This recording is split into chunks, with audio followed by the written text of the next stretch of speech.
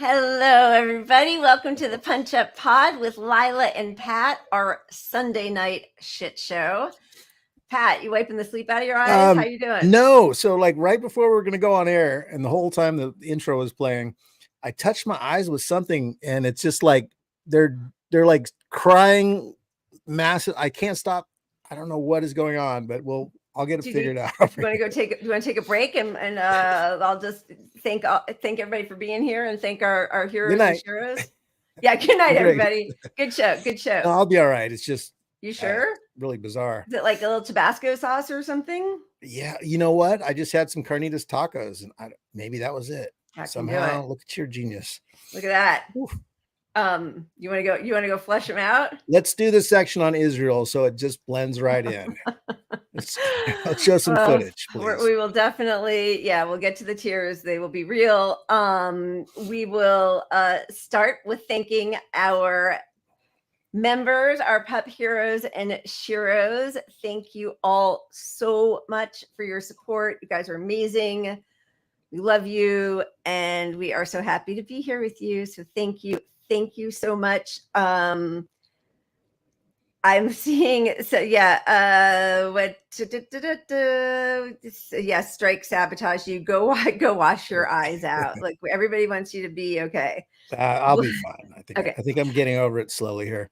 Yeah. And I don't have strike still keeping the apartment cat free until they replace my air conditioner. They better do that fast. But my old cat, the outdoor cat is just like moving back in.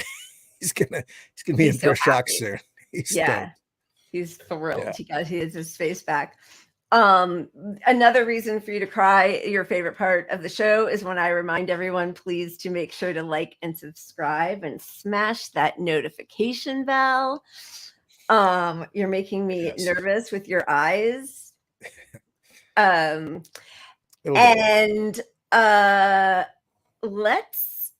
Okay, so we have, we're very excited to have Joseph, Kishore, and Jerry White coming on the show. They're coming on at 5:30 our time. They had a previous engagement, so we will start our show, and then as soon as they are backstage, we'll bring them on in.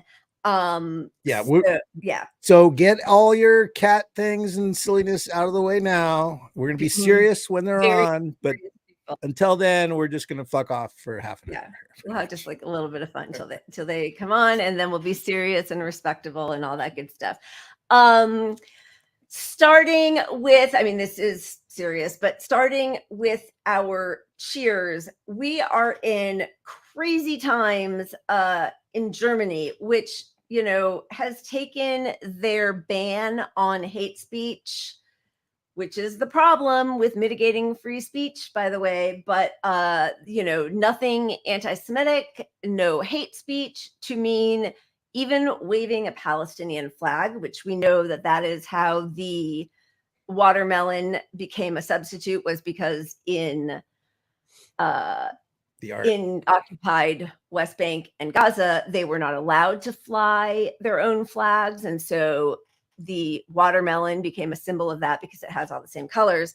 So this is a young boy who is protesting the genocide in Berlin, in Germany, with a Palestinian flag. And watch as the Gestapo chase him. And boy, is he spunky. So.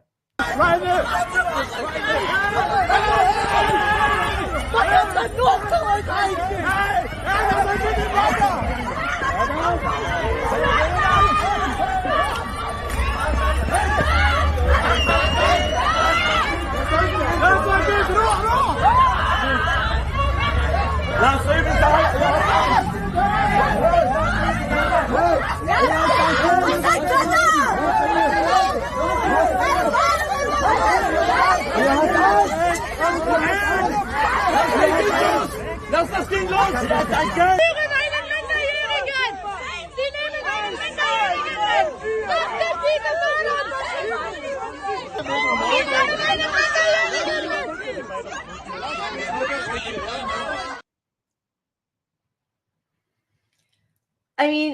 It is so terrifying that that's a response to peaceful protests and a little boy waving a flag. And like I even saw some, community notes or comments in the section like, oh, he was, mocking other protest or, the counter protesters who were there. I don't care. Like, you need 10 cops chasing a little boy. What is that? What is happening? Did I mute you? Yeah, I don't care. Add to that, you're looking at, 10 white Germans, pretty much, and this little brown boy. And Germany went from being the genociders to now backing the genociders again. That is right. It's a weird pivot, and to squash free speech even more in Germany it's kind of especially villainous, in my opinion, in this situation. I mean, apparently genocide is like deep in the bones of some of the people there. I don't understand. It is horrifying. It is really horrifying, especially knowing their history. And, to even see like there were descendants of SS officers who went to march with pro-Israel people. And it all just feels like just like the most insane cross section of the worst people in the world coming together. But yeah, that's really, it's really scary. You as an adult I don't think they have guns on them, but I don't know. Obviously our cops do. I think the German police do. They do. Okay. But like, that's terrifying. And what do you do as a young kid? I mean, I think about this a lot. Like, when Tyree Hill was pulled over a few weeks ago, and I don't know what they pulled him over for, like what their ostensible excuse was. And then, he's like, what are you doing? I got a game I got to go to. And they have him on the ground and like guns on him and everything.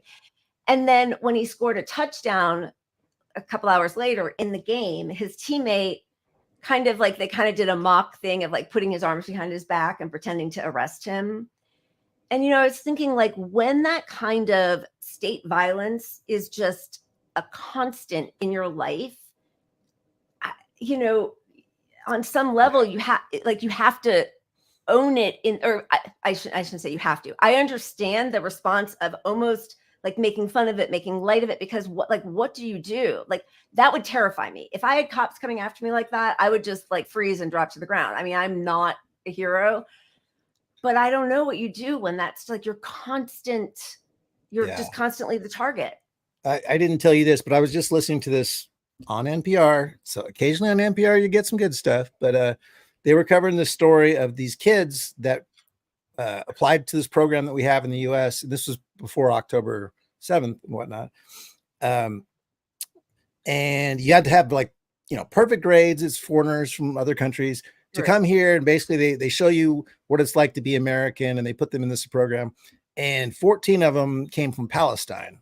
So they had 14 Palestinian kids come over here, and they're all here and they're getting the news while they're in school. And they interviewed a couple of kids who their best friend was just murdered over in Palestine, because they talked to them as this all was happening or after it happened. Right. And all these kids, they had stories about going right back into class and acting normal and not telling anybody about it, because it's almost like they don't want to show their weakness. They have to, the way they cope is to just go on with their lives.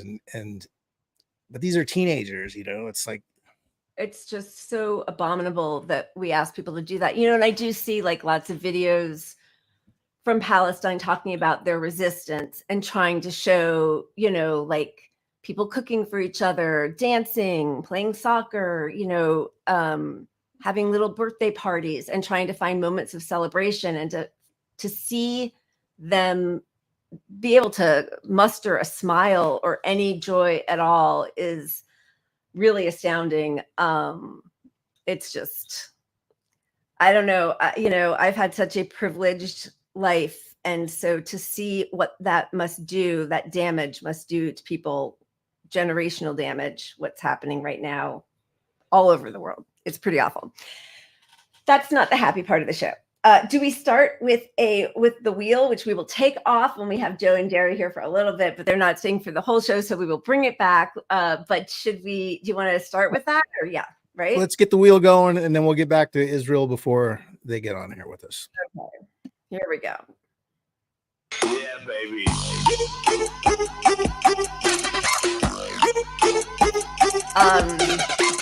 I am drinking heavily, but I will only be doing wine tonight. Anybody who's getting out your weed or your shots, you go for Yeah, it. baby.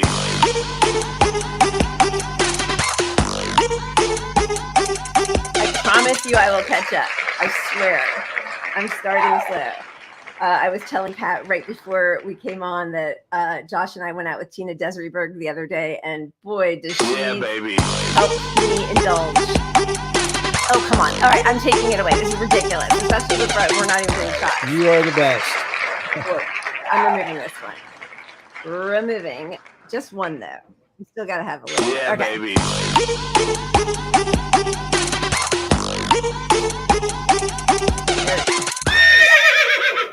All right. Let's see it, Pat.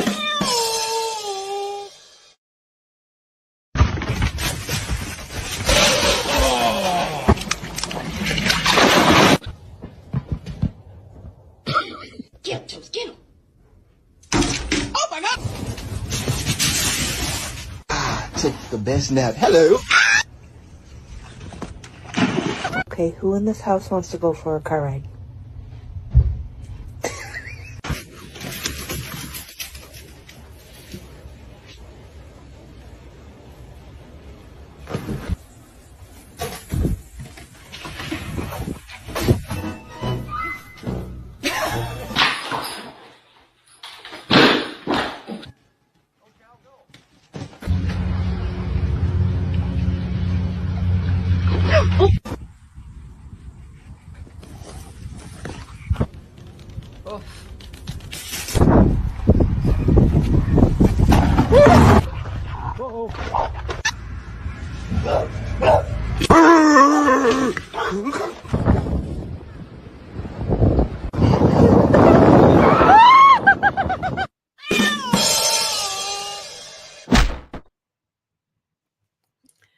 Very cute. Everybody loves it. A nice little break. Because now we're about to go back to the, as Macarius says, the assault on our collective humanity.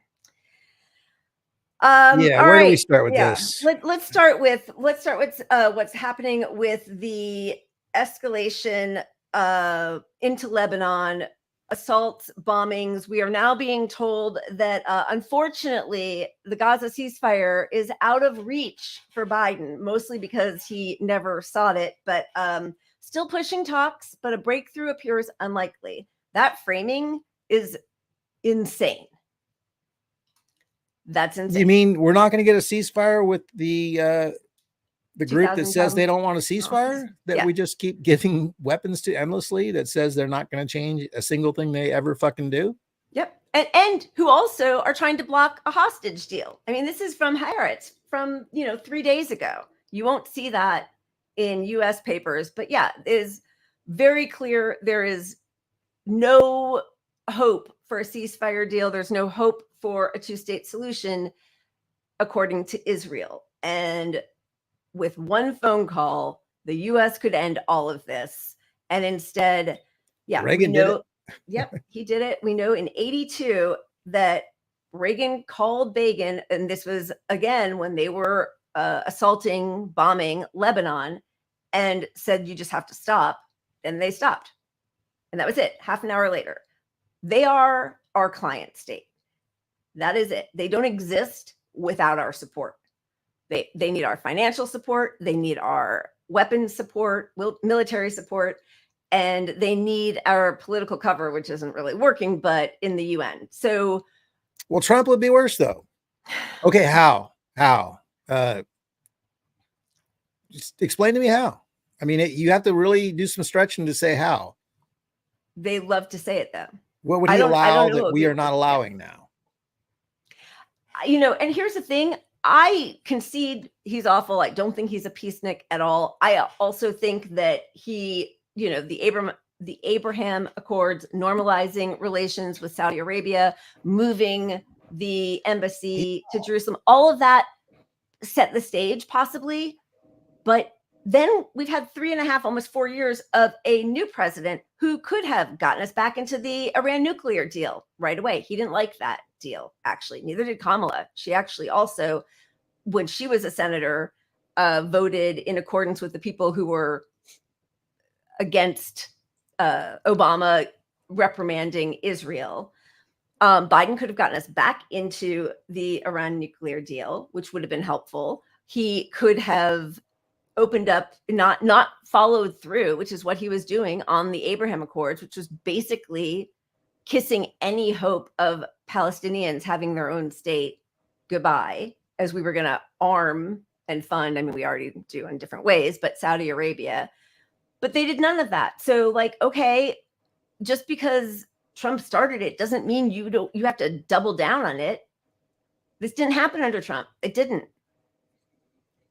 Yeah, and for all the look, I'm not going to pretend Trump was a peace president, that he didn't get us into wars. When people say stuff like that, it's just like, you're not really following what's going on here. Don't make Trump out to be a good guy, just like Putin's not a good guy either, you know. Right. Yeah. But you know, his harsh rhetoric to foreign leaders in other countries, you know, I mean, there's something to be said for that. At least he would be pressured from the public position to do something about it, whereas where the Democrats are just like, well, the other guys were, so we don't have to do anything about it. Like, yep. I don't know. I hate to say I see more hope for Palestine if a Trump is president, but I really think the media will cover it a little differently. I do too. And certainly the sort of the gloating that liberals who will say things like to people who are, you know, either immigrants or children of immigrants, like, see if you like it when Trump's in power and he deports you. Or, you know, the Zionists who will tell me, like, see, you know, do you want Hamas to rape you and cut off your head? Like the wish list of things that happen to anybody who doesn't fall in line behind the Democratic Party is pretty stunning. Yeah. So the pager stuff really highlighted to me a lot of the, you know, it's just, you're on our team or you're on the other team. And if you're on the other team, you're dehumanized just like you're a Palestinian to these people. That is the whole name of the game, right? It's who's a terrorist, Hamas is terrorist. And then it became, well, all Palestinians are Hamas. Now they're doing the same thing with Lebanon, and just outwardly saying there's no difference between Hezbollah and Lebanon. Lebanon will be annihilated. It will cease to exist, says Israel's Minister of Education. I think that's a little more inflammatory than from the river to the sea will be free. It's astounding. And wearing a keffiyeh is making, you know, Jewish students feel uncomfortable on campus is the other line, right? Now, as much, Jesus, U.S. officials told me they recognize Israel's de-escalation through escalation rationale and agree with it, but stresses is an extremely difficult calibration that could easily go out of control and lead to an all-out war. I mean, if you're calibrating, let's just take a look. In the last, this was just from October to June. So now, I mean, I don't know what that red bar would be right now, but the Israel-Hezbollah conflict, 7,400 cross-border attacks since 2023. But who's doing most of them? And what's the level of weaponry that's happening, right?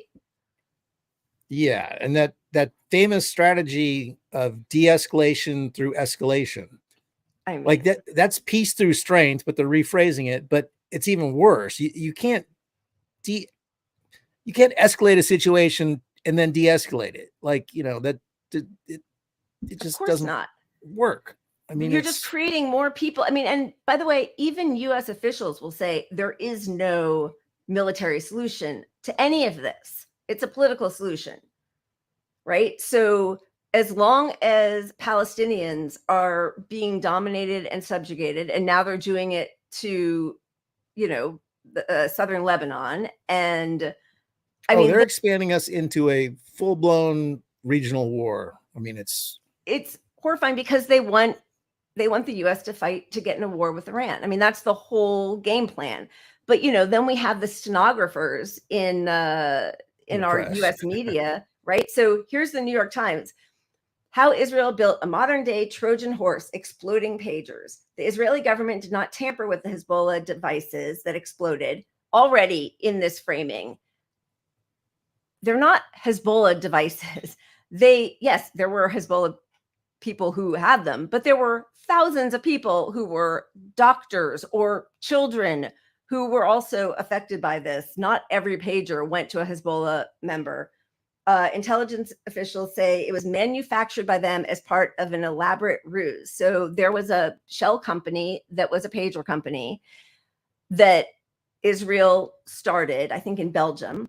And even though they had clients who were not Lebanese or Hezbollah members, they specifically made these ones with the explosive material. And this is a terrorist attack recognized by, as we talked about before, the Geneva Conventions, the UN, anybody with a brain. Like, what would happen? Do they know that everybody who has one of those pagers was definitely going to be in Lebanon that day? Like, what if somebody was on a commercial flight that day? I mean, honestly, like, the repercussions of moving warfare into this level is horrifying. And a lot of kids like to play with pagers too. That used to be a thing, that, play with the pager, And in fact, I'm old enough to remember that. Sorry, that was not the right one. But yeah, absolutely. One of the little girls, because they did this thing where the pagers went off. They did it specifically so people would reach for their pager, look at it. Eyes were blown up, hands were blown off. And this little girl, Fatima, was killed. I think she was 10 years old, entering 4th grade. One of the doctors says, some of the patients we had to remove both eyes. It kills me. In my past 25 years in practice, I've never removed as many eyes as I did yesterday. We know, and even though they said non-combatants were also drawn into the fray. So if you're terming civilians as non-combatants, the default is combatant, right? Like, the assumption then is like, this is a land filled with terrorists. Some of them are not terrorists yet, but right. If that happened here, would we call our people hurt by a terrorist act in the other country non-combatants? I mean, what are we doing here? The press is so complicit in all this. It's such clear framing that they represent the war faction. Absolutely. And dehumanizing every single Arab person, Muslim person, brown person, just anybody in the Middle East who's not Israeli. This was from the Forward, which is supposed to be like the liberal Israeli newspaper, paging Hezbollah, the BBC, what we know about the Hezbollah pager explosions. Again, like, these were framing it that way makes it seem like it only really hit a certain group of people, even if you want to say that all of Hezbollah are terrorists, right? Even if you want to do that. This was the New York Post. Beep, beep, boom. Isn't that so funny? Dave Portnoy, is he the barstool guy? The sports barstool guy? Yeah. So, like, this is, can't wait to watch when this becomes a spy movie. This is the craziest counterterrorism plot I've ever heard of. And then cross out counter. This is terrorism. Yeah, this is terrorism.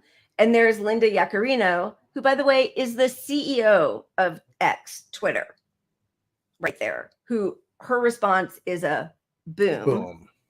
Classic. Just disgusting. We have more from Dave. Yeah, sorry. Well, so this is Asha, who's telling us that she's the. Sorry, I put it there to remind myself. This is in the National Review. Hilarious. I mean, this is a U.S. paper showing a sitting member of Congress in a cartoon with her pager blown up. Did my pager? Like, she's a terrorist. Yeah. She's calling a sitting member of Congress a terrorist. Yeah. Hezbollah pagers. One just blew up, right? Disgusting racism. This is the White National Review. Yeah. We saw the video on Wednesday, but this, again, a sitting member of Congress saying to somebody who's asking about these attacks, Do you have your pager with you? I mean, that's, I would say, a threat.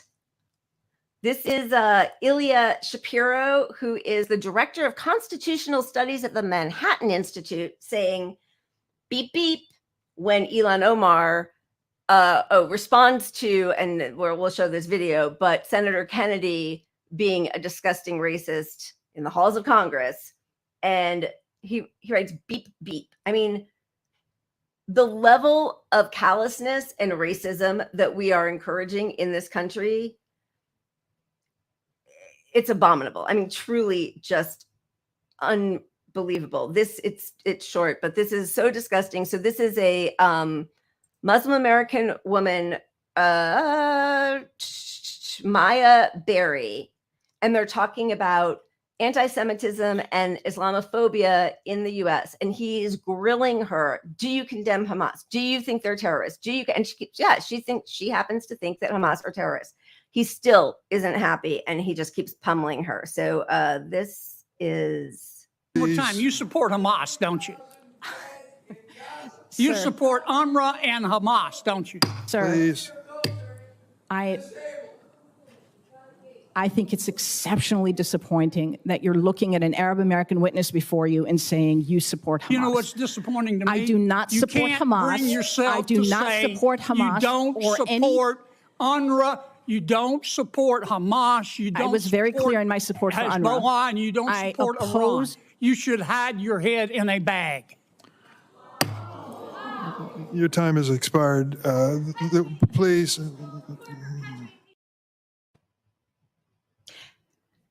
This hearing started and they were talking about the shootings at the Tree of Life synagogue and the 6-year-old Palestinian American boy who was killed by his landlord. So they were talking about serious attacks, murders in our country. And this is what it devolved to. And they get away with this disgusting stuff because the Democrats are not any different. They won't use the violent language usually, but they're not standing up for Palestinian rights. No, they're not. They should be on her side here, jumping in. You're disgusting, attacking the senator. And I mean, we saw what happened right after October 7th when there was calls for a ceasefire, and we had Karine Jean-Pierre saying that anybody calling for a ceasefire was despicable and wearing a keffiyeh or saying from the river to the sea, and they censored Rashida Tlaib in Congress. Democrats did that, of course. Democrats. So here's another clip similar. Do you want to set this one up? This was Deborah Lipstadt. Yes. So this is, she's speaking at the Israeli American Council pro-Netanyahu lobbying front, which is actually funded by Miriam Adelson, who's giving how many hundreds of millions of dollars to Trump because he promised basically just to make all of the West Bank completely occupied and make it all just Israel and flatten everything. She's the U.S. State Department envoy to combat anti-Semitism. Her name is Deborah Lipstadt. After October 7th, there was a feeling around the world that Israel is weaker. And in the You want a beeper? I can give you a few. This feeling held up to this week, maybe, but that brought many people around the world to feel that you can. I mean, you want a beeper? She says it so blithely, and they all cheer. It's hilarious. They all cheer. It's hilarious. People lost their eyes. Civilians were killed. It's a terrorist attack, and we're just going to joke about it. I think we've got Jerry here. Hello, sir. How are you? Hi, how are you, Layla? Oh, good. Thank you. Good to see you. We've got Joe. Hi, Joe. Good to see you. Hi, how are you?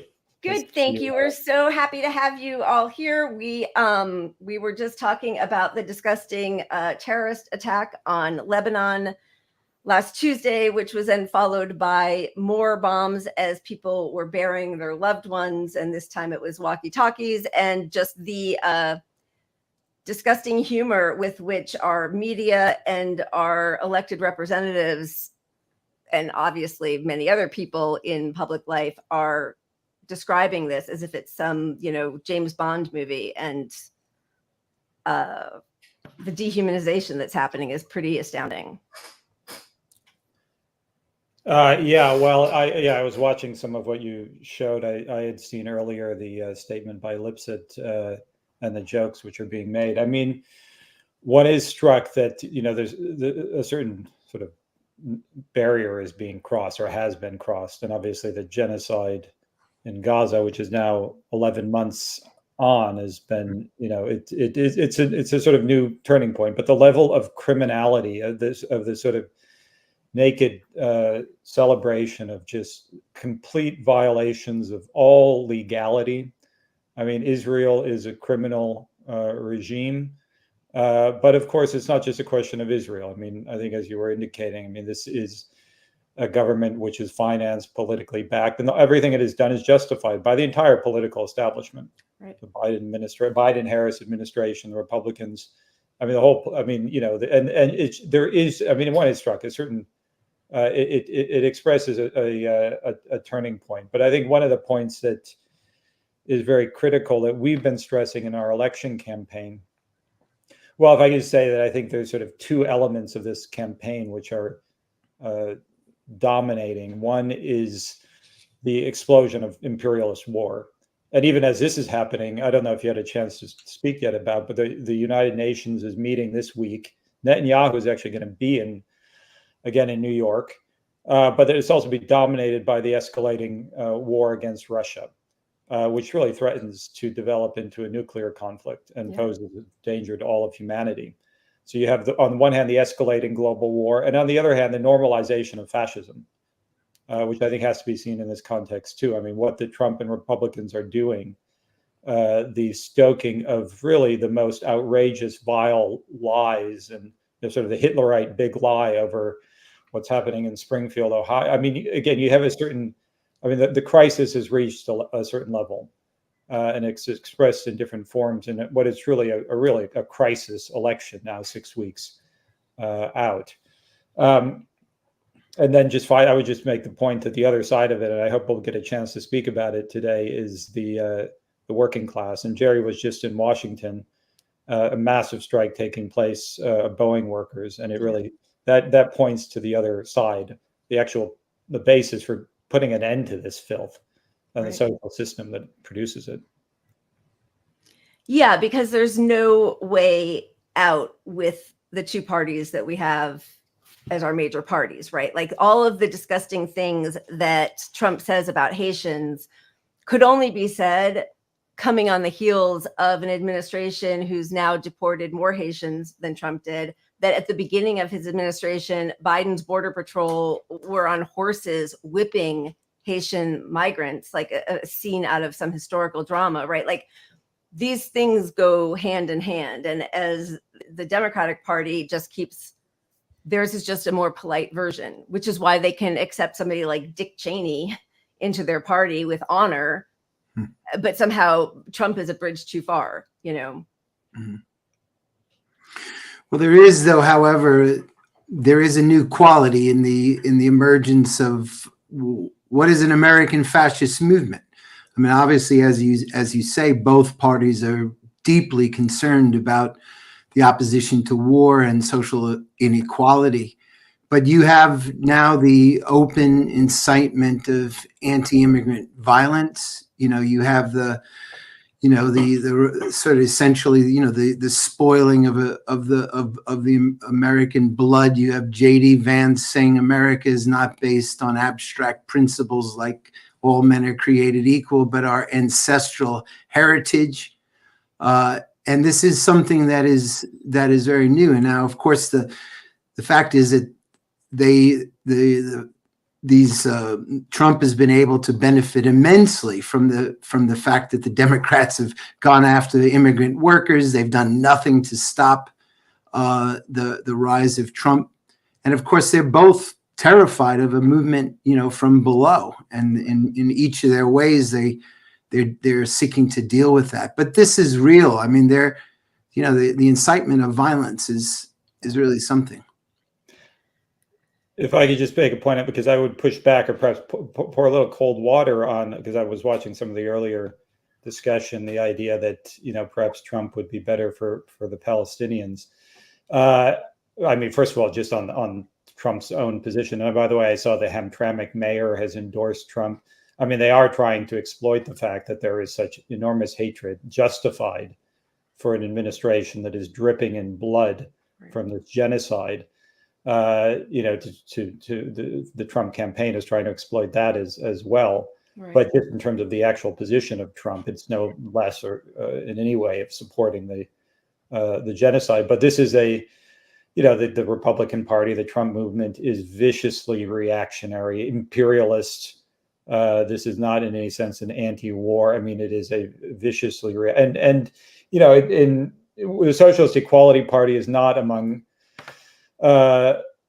those that, as Jerry was indicating, and I'm not saying that this is your position, but that downplay the danger represented by Trump. In fact, this is 4 years after the attempted coup. They have a very conscious political strategy, modeled off of Mussolini and Hitler, as a matter of fact, changing what needs to be changed. But it just makes all the more bankrupt, reactionary the politics of the Democratic Party. Right. It just exposed, because what a devastating condemnation of the Democratic Party that this fascist gangster Trump could stand to win the election this year. I mean, it is an extraordinary condemnation of this reactionary political party of war and Wall Street. I do just want you both to know that neither one of us is at all in support of anything about Trump on any level. No. He is horrible. He's a racist. He's not anti-war, all of those things. But the only point that we ever make is that liberals who just get in line behind whoever's, whatever their masters tell them to do, push back, whether it was COVID, we had the death ticker when it was COVID. Now we just pretend it's just a cold, even though it's killing over 1,000 people every week and disabling people. With war, with, I think that's the thing, is that the media, who never does their job, but sort of enjoyed feeling a little bit antagonistic, has just completely bowed down in, they're just state stenographers at this point. So I think that's our only point, not that Trump policy-wise would be better on anything at all. Just to clarify, I don't want you to think that we're accelerationists in that way. Point. No, I understand that point. And yes, but I think there can be, and this perhaps gets to the latter point, because what is sort of struck by just a political system, I mean, what are the options which it presents? And, as long as it's sort of stuck in the framework of, this is what we have. I mean, it is, of course, there's no way forward. And there, I think that the issue of the class struggle, and in some sense, that is overriding this whole election. Although they don't talk about it, they try to talk about it as little as possible, but they're deeply nervous, even in the 6 weeks, about the situation. There's the strike at Boeing, where workers voted 95% to reject a contract that had been brought back by the union apparatus. There's the possibility of a strike of tens of thousands of dock workers coming up next week on the East Coast and in the Gulf. There's a deep nervousness within both of the parties and the whole political establishment about the whole social economic situation in this country could just explode and get out of control. And of course, I think you see with the cop cities being built everywhere that they're preparing to deal with disruption at a whole new level. This is where both parties, I know that the fascism isn't equal per se, but both parties support the police state and are expanding the police state. And it's all happening now under a Democratic administration. Yeah, well, we've made the point that democracy is not compatible with the immense levels of social inequality and the headlong drive for world war. I mean, war is deeply unpopular. I mean, in the course of our campaign, to get on the ballot in Michigan, where we had to get 20,000 signatures, we met many, many workers who were just absolutely disgusted with war. I mean, their children come home with PTSD, their social programs are gutted. And of course, Trump is able to palm himself off as anti-war, and you will run into workers, Arabic, Hispanic, Black workers who talk about, well, we have 2 wars now. We didn't have a war back then. But no, you're correct. I mean, ultimately, both parties require the crushing of social opposition, the enemy within. Right. To deal. How are you going to make millions of people pay for these wars? Yep. Or send their sons and daughters for these wars? It's not going to be done through democratic means. But I mean, Joe indicated what. The sort of antipode to this is the development of the class struggle. We were on picket lines in Everett, Washington, just north of Seattle. And under conditions in which Trump is seeking to incite a pogrom atmosphere in Springfield, Ohio, by denouncing Haitians and seeking to incite violence. You go to a picket line at Boeing and you see Laotian workers, Cambodian workers, Indian workers, workers from several African countries, several South American countries. And the workers are together as a class. They have common class interests. And of course, we have to develop that into a politically conscious movement of the working class, that workers have no interest in these wars, have no interest in paying for these wars, have no interest in giving up their civil liberties. Yeah. But I think we also have to, of course, I mean, you're making the point, but of course, the Democratic Party is not a pillar of opposition to the descent into fascism. Right. They have fueled it.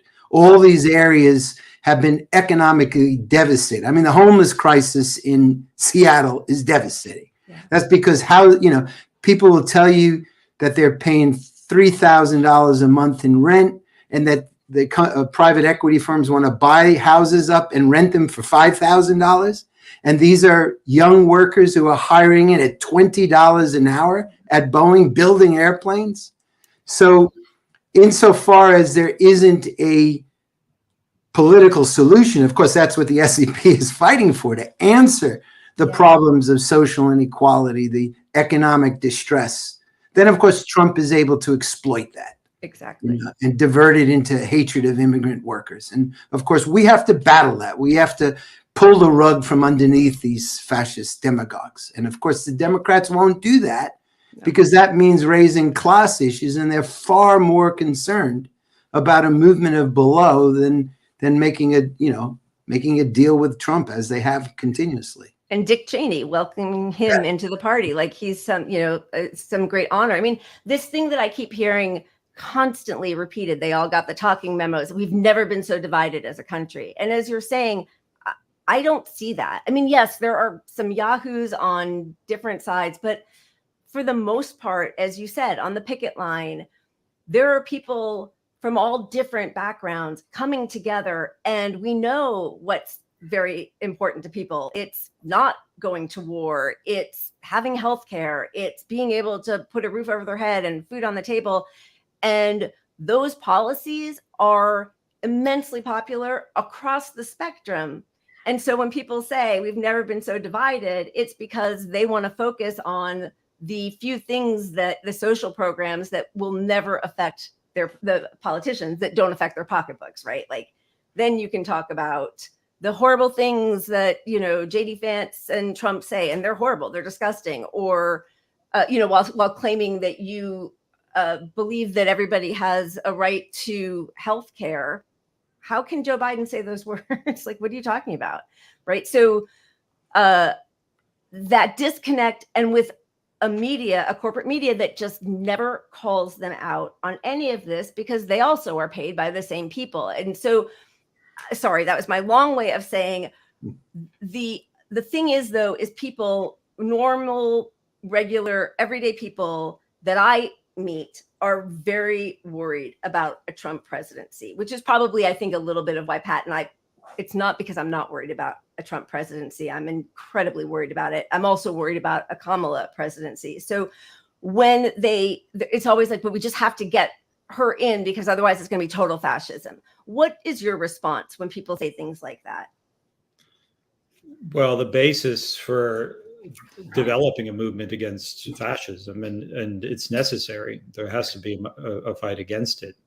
But the notion that one can do that through the Democratic Party, I mean, I think we've been speaking a bit about this, but I mean, the whole legacy of the Biden administration, Biden, after all, responded to the January 6th coup by saying we need to have a strong Republican Party in order to prosecute the war.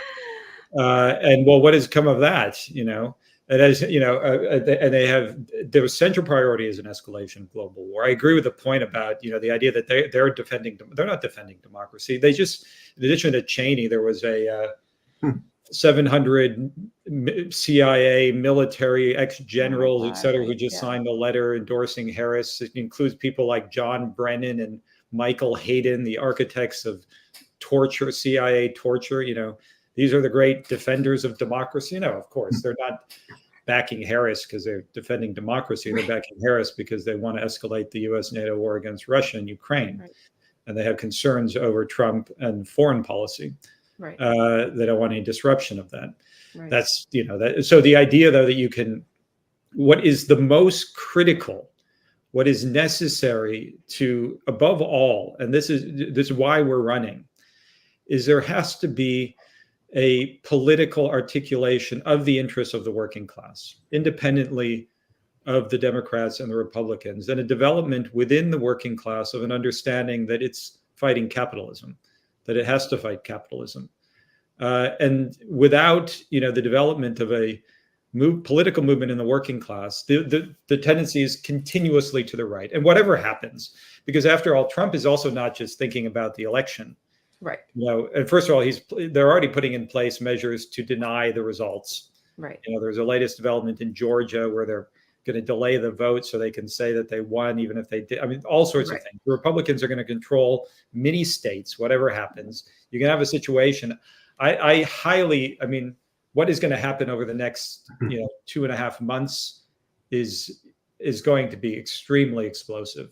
And whether there will be another president inaugurated, which is recognized by all the states, is an open question. So they don't even just whatever the results of the election, the issue is the development of a political understanding in the working class against the whole political system, and against capitalism. That is the issue, and that's also where I don't know if we'll have a chance to discuss, but the role of the Stein and the West campaigns and other sort of left campaigns, which are, and we can speak about it at greater, but they're not, in fact, targeting or seeking to develop a movement in the working class against capitalism. Their orientation is in one form or another to sections of the state apparatus. But that's the basic issue. And that's why we absolutely oppose and reject any idea that, oh, well, you have to support the Democrats in order to beat Trump. No, absolutely not. I mean, the confining of the working class to this reactionary two-party system is what has created the conditions for the development of and the exploitation by Trump of social grievances to build up a really dangerous political movement. Yeah.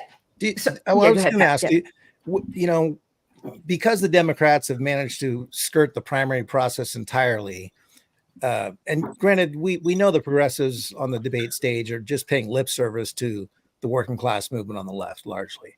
But without that message out there now, because we skipped the debate and Kamala got to track right immediately, do you think that void has given you guys more space to push your message? Or is it harder because there isn't that fake populist left message that they all try to appeal to in the primary? I don't know one way or the other. I mean, I think there has been an experience with this so-called pseudo left and the role of Ocasio-Cortez, which is oh my God, filthy. I mean, she has earned the justified hatred. Yes, of broad absolutely. It's as epitomizing the middle class careerist. And she's being brought forward as a leading figure within the Democratic Party, and she's happy to play that role. But there's also actually Sanders, Yeah. I was actually thinking when the whole issue of Biden dropping out came up, Sanders would have been in a perfectly good position to say, well, I got the most votes after Biden in the previous primaries. I should be the candidate. Of course, he didn't, because his role is to bolster the Democratic Party. That's what it's always been. So there has been an experience with this, and it's an international experience. You have similar Corbynism and others. Mélenchon in France plays the same role of seeking to contain opposition within the political system. There's certainly, I think young people gone through an experience. There's, when we're speaking, we're getting on the ballot in Michigan. We got 20,000 signatures to get on the ballot, and we are on the ballot. Jerry was saying, I mean, there's just deep hostility to the whole political framework, and there's a lot of receptivity to a genuine political alternative. I mean, young people, workers are asking questions. Yeah. So obviously it would be fantastic if you were on the ballot in 50 states. And I know, that's not really your whole project, even though we do have an electoral process in this country. It's bigger than that, right? It's this international movement of workers against the structures of capitalism. But when it comes time to vote, I mean, I just in full disclosure, my husband and I just sent in my notarized elector, and he's the alternate I'm in California for write-ins for you two on the ballot. We just sent that in on Thursday. But in case you are not elected to the highest position in the land, what do you say to people who want to vote, but they are scared about Trump and scared about Kamala? And I understand what you're saying about third parties. And yet, I think on some level, you obviously still believe in some sort of electoral process. And by the way, I do want to thank you, because I saw your in Michigan when you talked to the board of electors about Cornel West being on there, which I think, just shows how principled you are, as opposed to the Democrats who are so upset about Nebraska possibly changing to a voter take all that would help Republicans, while they are at the same time suing to get Jill Stein off the ballot in Nevada because of a mistake by one of the Nevada board of electors. It's just a mess. But so what's your advice on an individual level? Like, what would you say to people when they say, I just don't know what to do right now about my vote? Well, I'll make a couple points. I think maybe Jerry as well would like to speak to this. But first of all, just on Cornel West, I mean, it's outrageous, the restrictions on ballot access put in place by both parties, but particularly enforced by the Democratic Party. And so in California, I can't remember the exact, it's like 150,000 signatures or something to get on the ballot, something so outrageous that it's impossible unless you have millions and millions of dollars. I was told it was 750,000, which is I'm sorry. Well, now they're changing some of those rules. There's different. Oh, sorry. Well, the closer you get to completing those rules, they change it to now we need so many from this county and this county and this county. Right. Well, what happened with West is they submitted enough signatures, and then the Democrats on the board wanted to say, oh, you've got to get all your people who were gathering signatures to fill out notarized forms, which is very difficult if you've just done it. I mean, it was just, but this is everywhere. I mean, everything is done. And as you say, I mean, the Socialist our position is everyone should be able to get on the ballot. I mean, the restrictions are incredible. And if this was they talk about democracy all over the world, the United States, the American ruling class. If you actually look at the political system in this country, it is so deeply undemocratic that it makes a mockery. But I mean, I think everyone should vote for us. Write in. We're going to get in write-in status wherever we can, and we're concentrating a lot of energy on the states where we are on the ballot. In Michigan, Washington, as well as New Jersey. So we urge everyone to vote for the Socialist Equality Party campaign as a statement of support for a real socialist political struggle. But as you say, I mean, our main orientation, we're not an electoral party, right?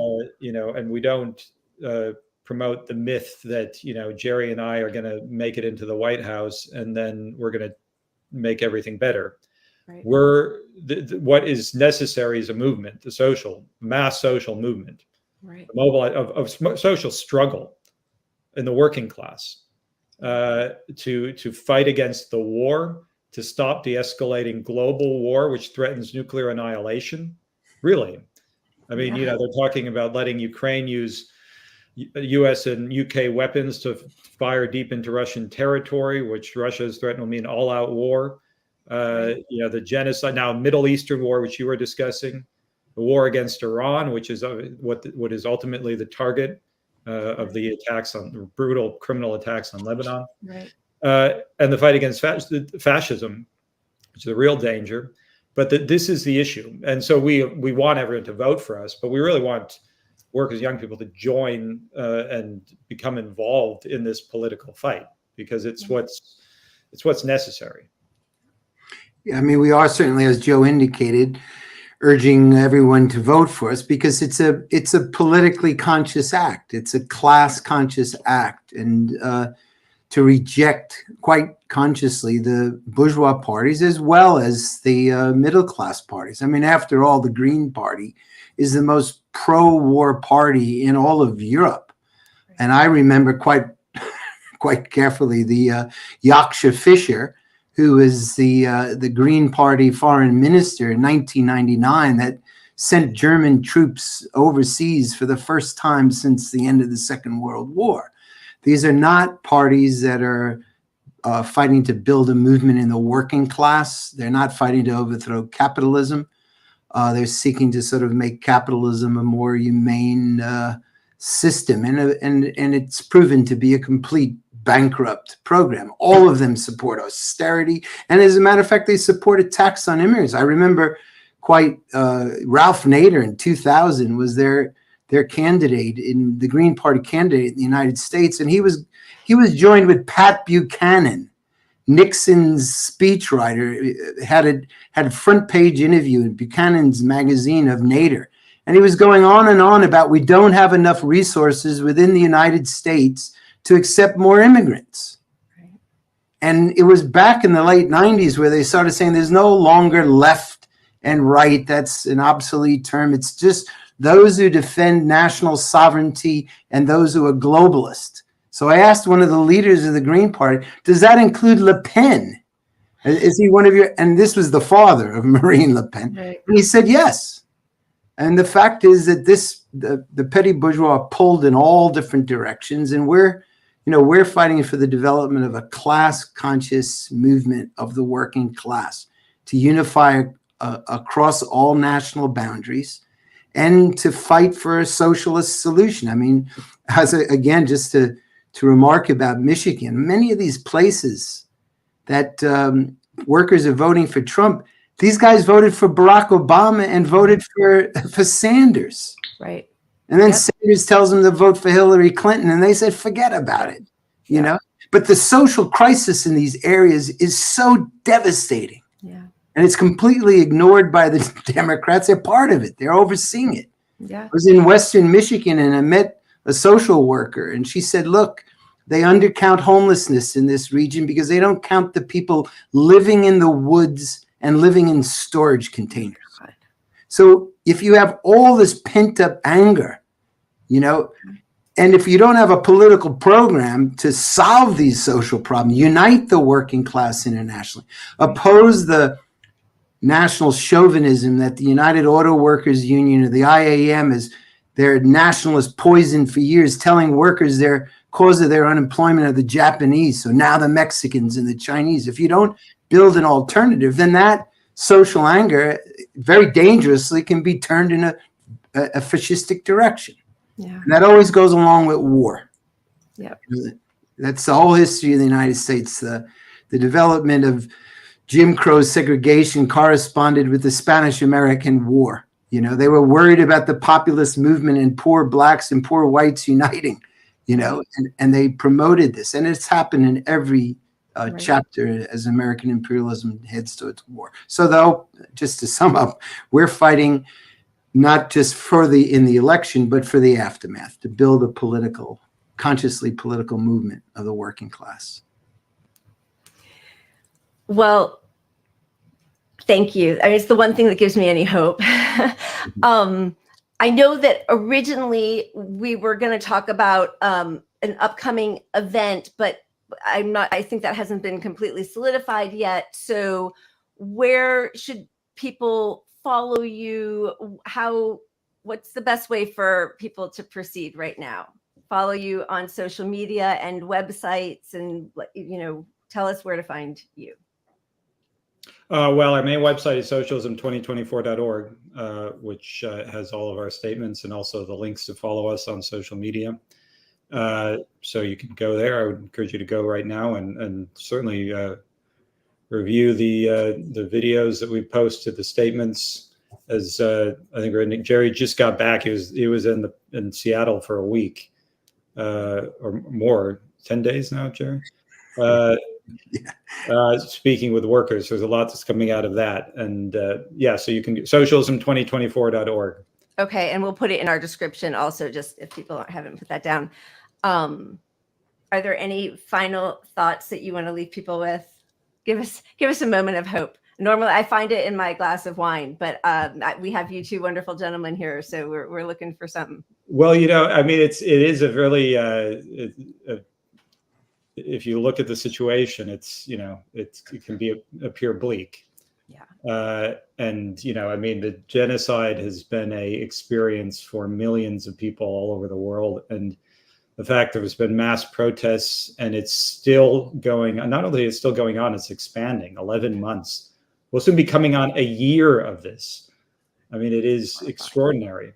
And this is part of a global war. This is going to be the theme all week this week because of the UN meeting. War all over the world. They published a statement over the weekend saying, basically, we face existential crisis, which if we don't resolve, all of the future of human civilization is in doubt. I mean, that's sort of how they see it. Right. But of course, they have no resolution. No. And this is election. I mean, it's the descent of American politics into the gutter, really on all sides, is and the dangers. But Marxists are always optimists. We are actually optimistic, not in a sort of naive, things are going to work out and don't talk about how bad they are, but because there is a social force. Right. And it's not sort of some abstract, thing. It's the working class is an incredibly powerful social force. We produce everything. Yeah. I think last time we were talking about the writers' strike, and that's right. And there's a level of anger. I mean, you don't get 95% no votes for a contract that was backed by their own union. We declare this is the greatest contract the media was talking about, and the workers by 95% threw it into the trash can. What does that say about the objective situation in this country? It says that there is the political establishment, the parties, the media, and let us include among that the trade union apparatus, pseudo left, and then there is the working class. Right. And the working class is seeking to express its attitude. Of course, there's a lot of confusion, and you have workers supporting Trump, you have other workers perhaps supporting Harris, you have workers who are just politically alienated. Right. One thing, by the way, I always ask of workers, when I talk to them, what is socialism for you? And there's a lot of confusion, there's interest, but there's not a lot of understanding. So it's a long-winded answer to your question for a last point. But the point is that the working class is, that's the force, and it's incredibly powerful, but it has to be politically armed. And all those who promise snake oil or tinkering around the edges, or maybe we'll do this and that, no, the working class has to be mobilized. It's a revolutionary force. It has to be mobilized to overthrow this completely rotten social economic order, because the system itself. One final point about Stein. She published a statement in which she said, she's gonna come to office and we're gonna solve all the war and stop everything by negotiations, and she's gonna sort of resolve everything. I mean, it's ridiculous. And first of all, as Jerry said, what does the Green Party do when they come to power? But the idea that one's going to resolve these problems without a revolution, that is what is utopian in the extreme. because you don't have this reality in a social and economic order that isn't deeply diseased, and that is the issue. Anyway, the working class is a great, powerful social force, and we have to fight to mobilize it. Well, I just wanted to add,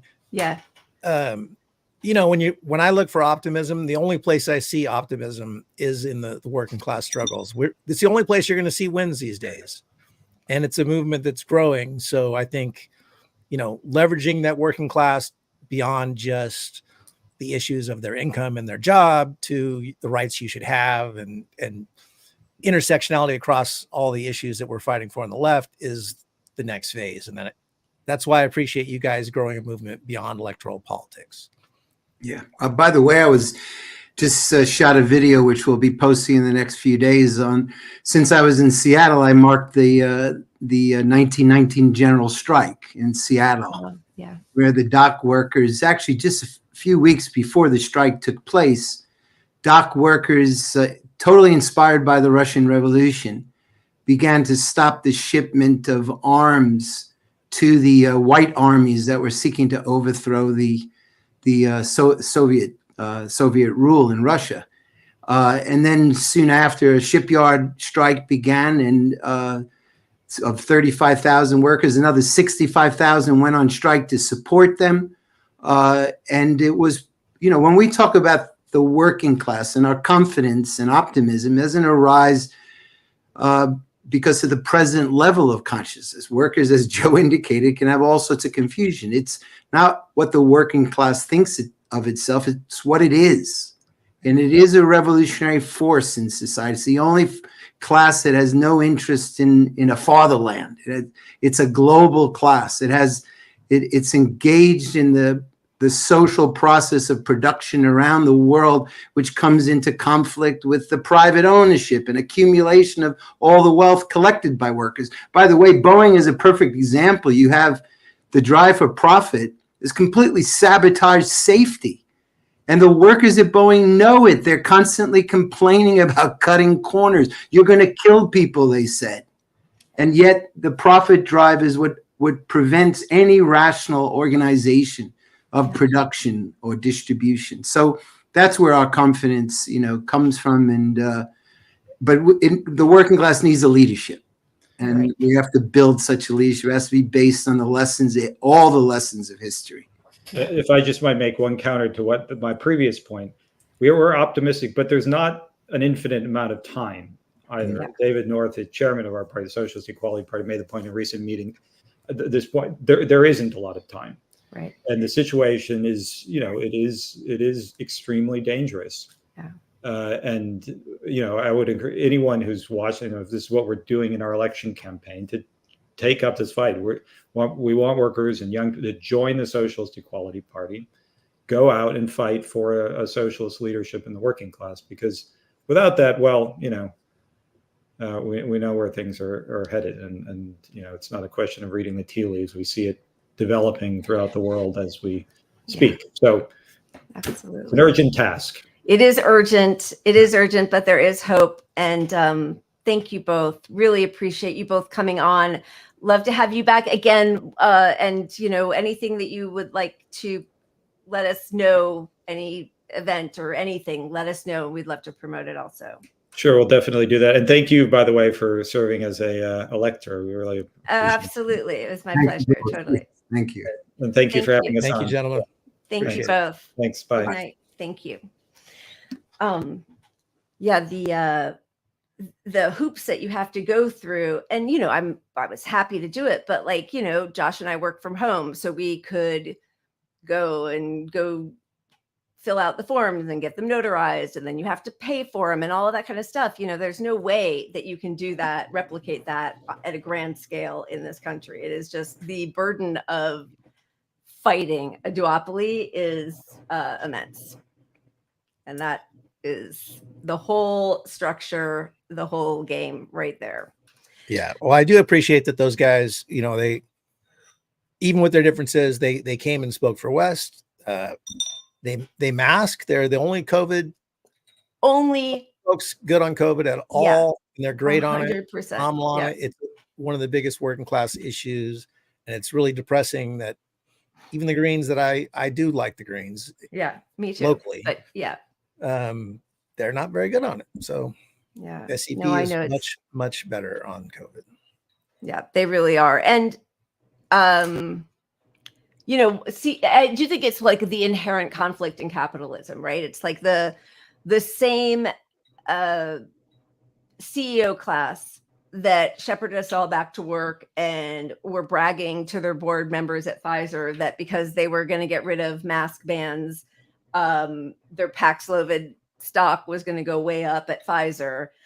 Are right, which now is just saying we're going to get rid of mask bans, so we're going to make more people sick. Yeah, 100%. That's what they're telling their stockholders. Like, yeah, like out loud, and we have documentation of it.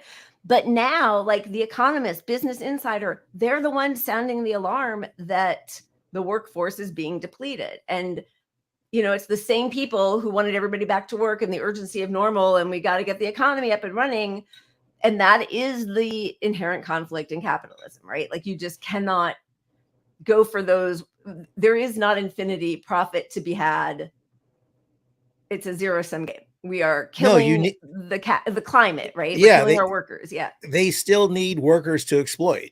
Yeah. And they're running out of workers to exploit thanks to COVID. And, you know, this hope that automation and AI are going to save the day for corporations. Well, if they do, we're doubly fucked. So we have to fight those things as well.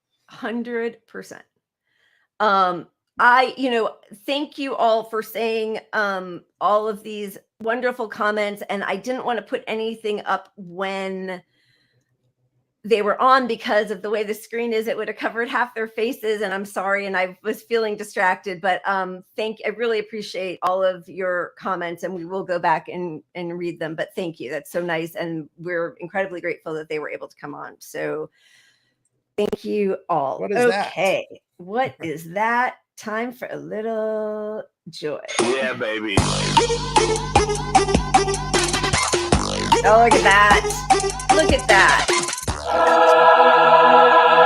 Words of wisdom. Little George Orwell. Let's do it.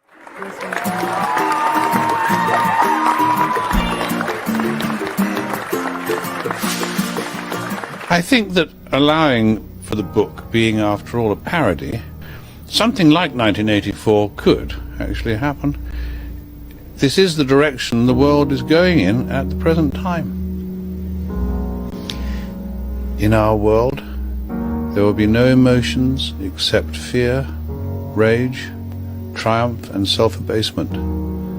The sex instinct will be eradicated. We shall abolish the orgasm. There will be no loyalty except loyalty to the party. But always there will be the intoxication of power. Always, at every moment, there will be the thrill of victory, the sensation of trampling on an enemy who is helpless.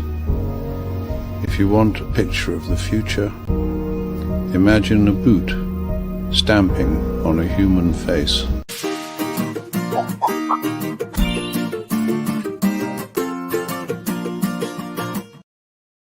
Did I bring the joy? I mean, he hit all the notes, though. Every single thing he said there was so right. I mean, sex is down. You're rooting for your team and stomping on the neck. And I mean, and then we did title this show Idiocracy 2024 because that movie came true too. I mean, that's where we're at here. Like all the worst things you would sci-fi think the world could become, we're watching happen now. Yeah. Like, I mean, hypotheticals are real. You know, I know there's that meme, right, where it's like all the Venn diagram of where we are and from all the dystopian novels and movies. And somehow we're at the one where they all overlap. That one little, All right, let's go back and finish up our disgusting Israel stuff so we can move on to our disgusting 2024 stuff. Sorry, I just wanted to go back to some of the most awful. Okay. Do you mind if we just go through the pager thing? Yeah. Let's finish the page. Okay, then. just because I thought the response to it is so vile, and these are the people who are like the heads of industry, right? So, okay, Ilya Shapiro, director of constitutional studies at the Manhattan Institute. Here's a funny thing: this woman, this doctor, is a doctor in New York for pediatric GI gas. She's a internist. Yeah, intestinal, whatever. Gastroenterologist. Yeah. And so she's quote tweeting another disgusting post that says, today Israel created one of the largest circumcision events in history, because pagers were going off in people's pockets. And she quote tweets it and says, today Israel created free gender changing surgery for the masses. Imagine bringing your child to this woman as a doctor. And then imagine, oh, I am somebody of, the Muslim faith, or an Arab American, or like. And imagine how accepting society has to be that she thinks she's not going to get backlash from this. Like, so she will from social media, but yeah. But in her own world, she's allowed to be this way. She's allowed to be this disgusting to human beings. And you can be a proud Democrat running around going beep, beep, ha, ha, gender surgery. We don't have a left. And they're not standing up for the people. They should be calling all this out. All of this should be despicable. Lebanon announced it will send the largest delegation to 2028 Paralympics. This Eli David guy is apparently the second most influential founder on X, Twitter, just after Elon Musk. I don't know who Tom Harwood is, but again, it's this whole they're MI5, 007, like it's all, so cool. And that's the other thing is I kept saying it was targeted. These are precise and targeted, as they are slaughtering and maiming thousands of people in packed civilian areas. And then they'll say, oh, well, that's because they use their people as human shields. They existed is what happened. Yeah, they existed. And also, where do you want people? Like the IDF, by the way, has tunnels under all of Tel Aviv. Their headquarters is in Tel Aviv. Like that is a metropolis with civilians. Let's keep going with the disgusting. Should we show Bill Maher? I mean, he's a constant worst of the week. Yeah. Runner-up. He said, guns do not kill people. Pagers kill people. The fight with Hezbollah is on there in the Middle East, and the way Israel did it's pretty amazing, Ooh, do not fuck with Israel, man. They took the fight from their river to their pants. They blew up a lot of Oh, I'm telling you, nobody is in the mood to take any shit these days. I mean, just those are civilians. Like, even if they weren't, I think it's gross. But those are just most of the people who were affected were not militant combatants, nothing. And then this is what it does. So here now you've got Benjamin Netanyahu playing into his cool new, Mossad spy persona. ראית שמשווים אותך לג'יימס בונד? מה פתאום ג'יימס בונד? נתניהו. בנימין נתניהו.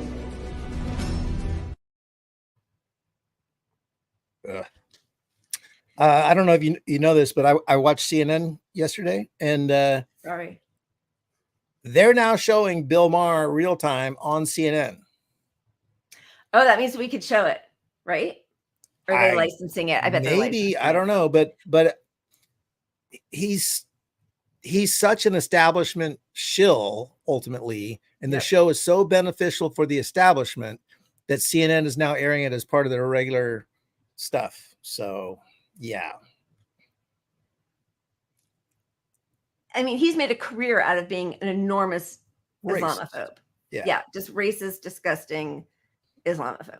It is really horrifying. Well, there's this guy. Obviously, the problem, we're going to show Michael Rappaport, but the problem is Michael Rappaport is just like a normal Democrat these days. No, although he might even be voting for Trump now, right? He might be voting for Trump. He was a normal Democrat, but when Kamala said Israel has a right to defend itself, we would, but the way they do matters, and far too many Palestinian civilians have died. I don't know what her magic number is, but that was a bridge too far for him. That was a bridge too far for him, even though Biden had literally said the same thing. Yeah. So crazy. But here's this hero. Beep, beep.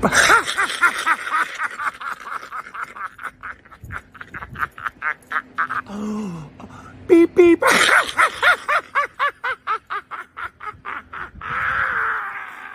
Beep, beep. You know, it's not the primary focus for me, but the dehumanization that happens to a group of people who revel in the slaughter of other people is also an enormous social problem for all of us. I mean, Israel is absolutely not going to survive this as the country it is right now. But it's also, it's going to affect everybody. You know, people come back from war. I mean, and actually IDF soldiers, there is a spate of, you know, suicides, death by suicide. This is this level of dehumanization of becoming monsters and genociders is. But this is all, you know, when you see all the news people and lefties pushing this beep beep stuff, it's all part of the same vile shit that Israel pulls. Yeah. It's part of an effort to dehumanize them, because if you see somebody you respect as a politician joking about the beep beep, well, you're like, no, yeah, it's okay to joke about that. It's like, you know, yep, it's fine. So it makes it easier to condone the violence against these people. Which is why watching Haitian migrants getting whipped by Biden's border control as he's giving more money to those private ICE prisons and deporting more of them and sending some of them to Guantanamo and telling them, do not come. You know, that is how the Democrats work hand in hand with Republicans and fascists, and, you know, giving more money to cops than, you know, we didn't even talk about it. And now it's, you know, I mean, it still is newsworthy, but it happened a week ago with the fare evader in New York. Shot in New York, yeah. $2.90 has cops running after him, shooting two people. One person is now brain dead, and just a total passerby, innocent bystander. Another person, woman, bullet to her ear. Excuse me. And for $2.90, I mean, it would be cheaper to make all of mass transit free than to hire more cops to go after somebody for $2.90 and also create a mass shooting in a subway. Like, but that's Democrats. Yeah. And I saw I wish I had the graphic. I should have pulled it, but we weren't really talking about this, but under Eric Adams, mayor of New York, who's he's just as shitty as any Republican you could put in there. Tough on crime guy. Crime is down in New York. So there's this argument that we need to escalate spending on crime. He just created it. He just put it out there in the ether. It's not true at all, like all these things. But under him, cop overtime went from something like 23 million the year before him to 117 million. You know, yeah. The money being spent on cops is just crazy. And it's part of the Democrats being captured by all these industries. And it's also part of expanding the cops to squash protests. And absolutely, I don't know. I feel like we should show the Hillary clip, even though that's something I never want to say again. I know. Oh my God. I have some serious triggers from this, but Hillary, I didn't know, teaches at your college. Yeah. Oh no. I knew that. I had no idea. She teaches at Columbia. Video of people protesting at one of her, you know, she does one of those, like, it's a it's Show more up once titular. a Like year. she shows up, she gives a sermon, maybe she takes a couple of like friendly questions, but there were people protesting against her at one point and they were all shepherded out. But yes, all right, let's. Yeah, so here she is talking about what's going down there. And this was just, I think, yesterday. No, this was today. Groups within our country, and particularly on certain campuses like Columbia, who had talking points. They had a plan for protest and disruption. And I watched it sort of morph into something that was not student-led, even though students participated, but which had outside funding, outside direction. And I still to this day am not quite sure all that was going on with it. And a lot of students were caught up in that. And a lot of the videos on social media gave not just a one-sided view of the conflict, but a totally anti-Israel, pro-Hamas, not just pro-Palestinian view. And for me, it was distressing because, look, I have my own opinions formed over many years. I'm willing to sit down and have a conversation with anybody. But it's difficult to have conversations with people who hold strong opinions with no factual and historical basis. And so in trying to talk to students, not just at Columbia, but elsewhere, I would be met with slogans. I would be met with attacks and, very inflammatory language. And when I would ask, well, what about, do you know what happened in 2000 at Camp David? No. Do you know what happened in 1947? No. Do you know how difficult the relationships have been? No. Do you know that there are Arab Israelis and some are serving in the IDF? None of that. And this whole chanting of, from the river to the sea. What does that mean? What river? What sea? That's what bothered me. And I think this year has been, much quieter, a much more educational environment where people can have these conversations. The ugly presence of anti-Semitism, not just positions against Israel. It's perfectly legitimate. I don't like what that country does, and I don't agree with that country's foreign policy. That is absolutely what you should be debating at a university. This was not that.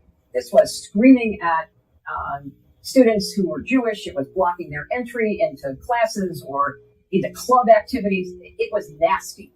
And so there was something else going on here that was very troubling. And we now, have seen evidence of, obviously foreign money, foreign influence, the algorithms on TikTok, which were anti-Israel right off the bat.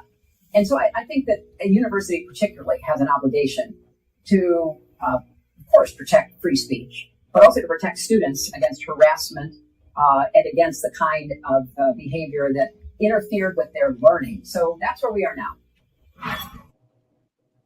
No pushback from Fareed Zakaria at all. And those pictures that they showed of students barricading themselves in Heinz Hall, okay, fine. They touted that up until October 8th.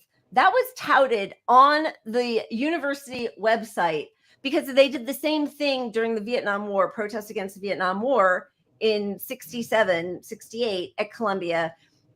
And that same hall, oh my God, that's where my English classes were. Now I can't remember it. Well, they called it Heinz Hall for the little girl, but it's Hamilton. Oh.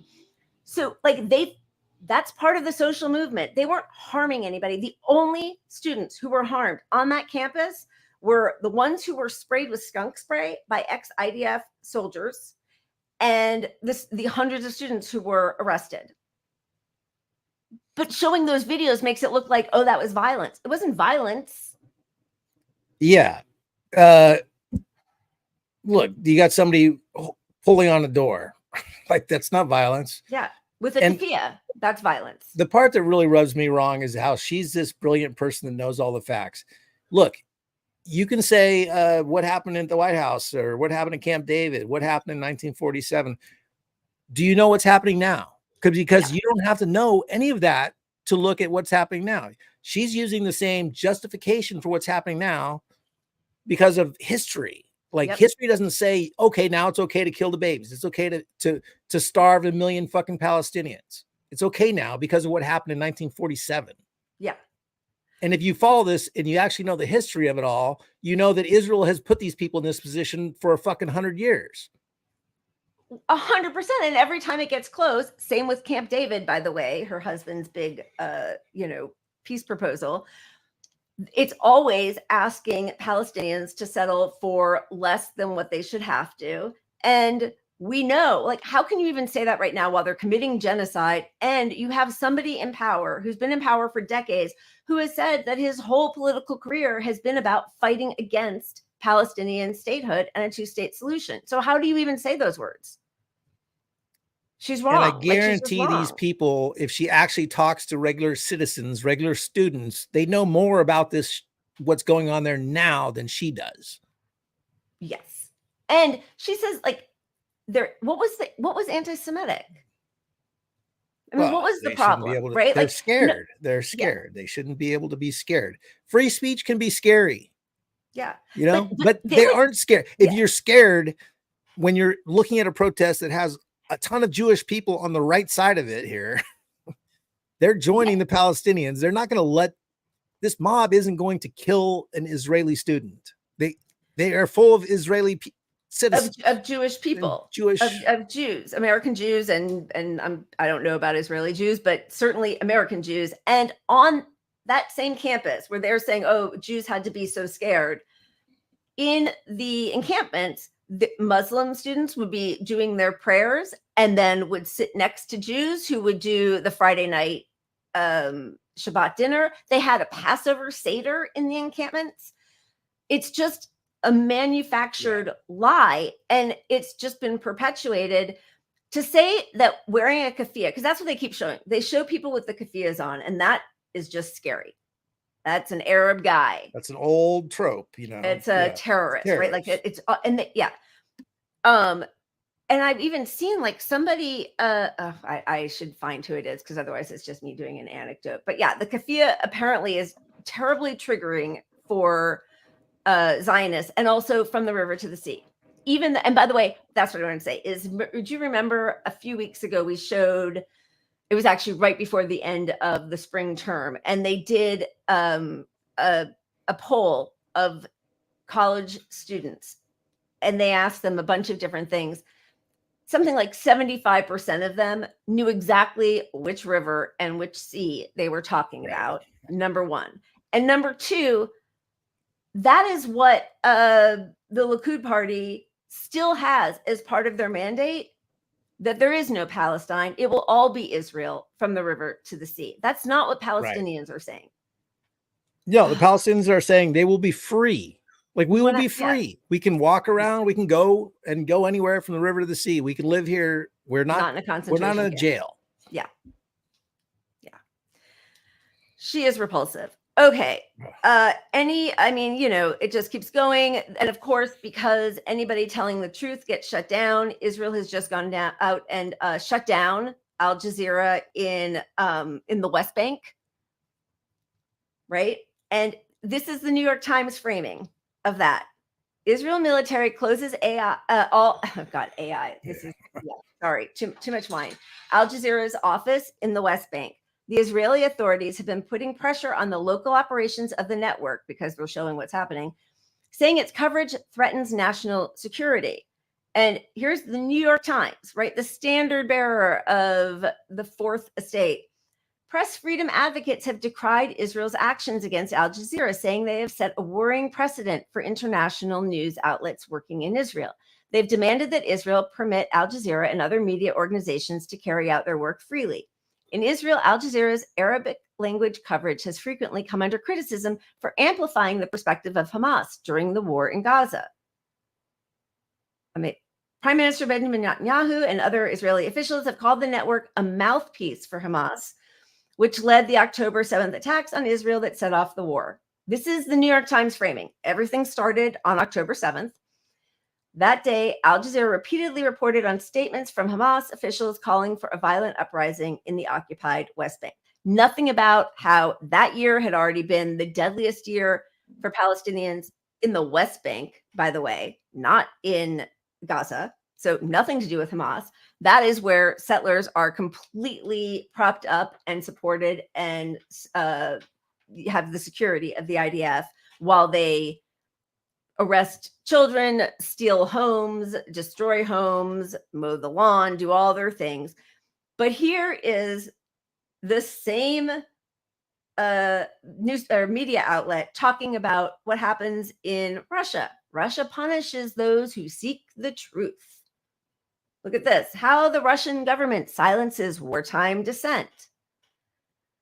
I mean, it's really like, it's just all right out there, and they don't care that we can all see it.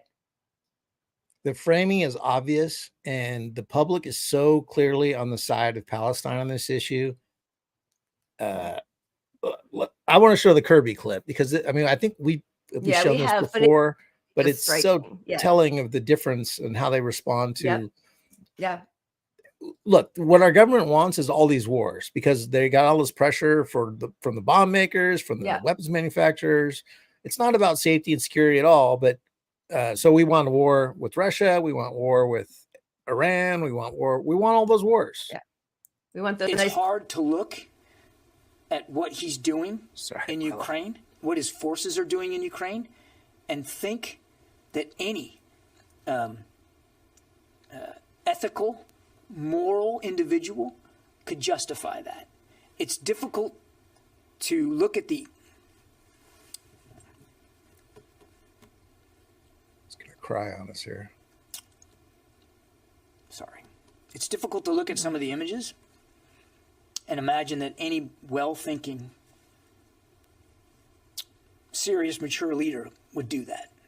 So I can't talk to his psychology, but I think we can all speak to his depravity.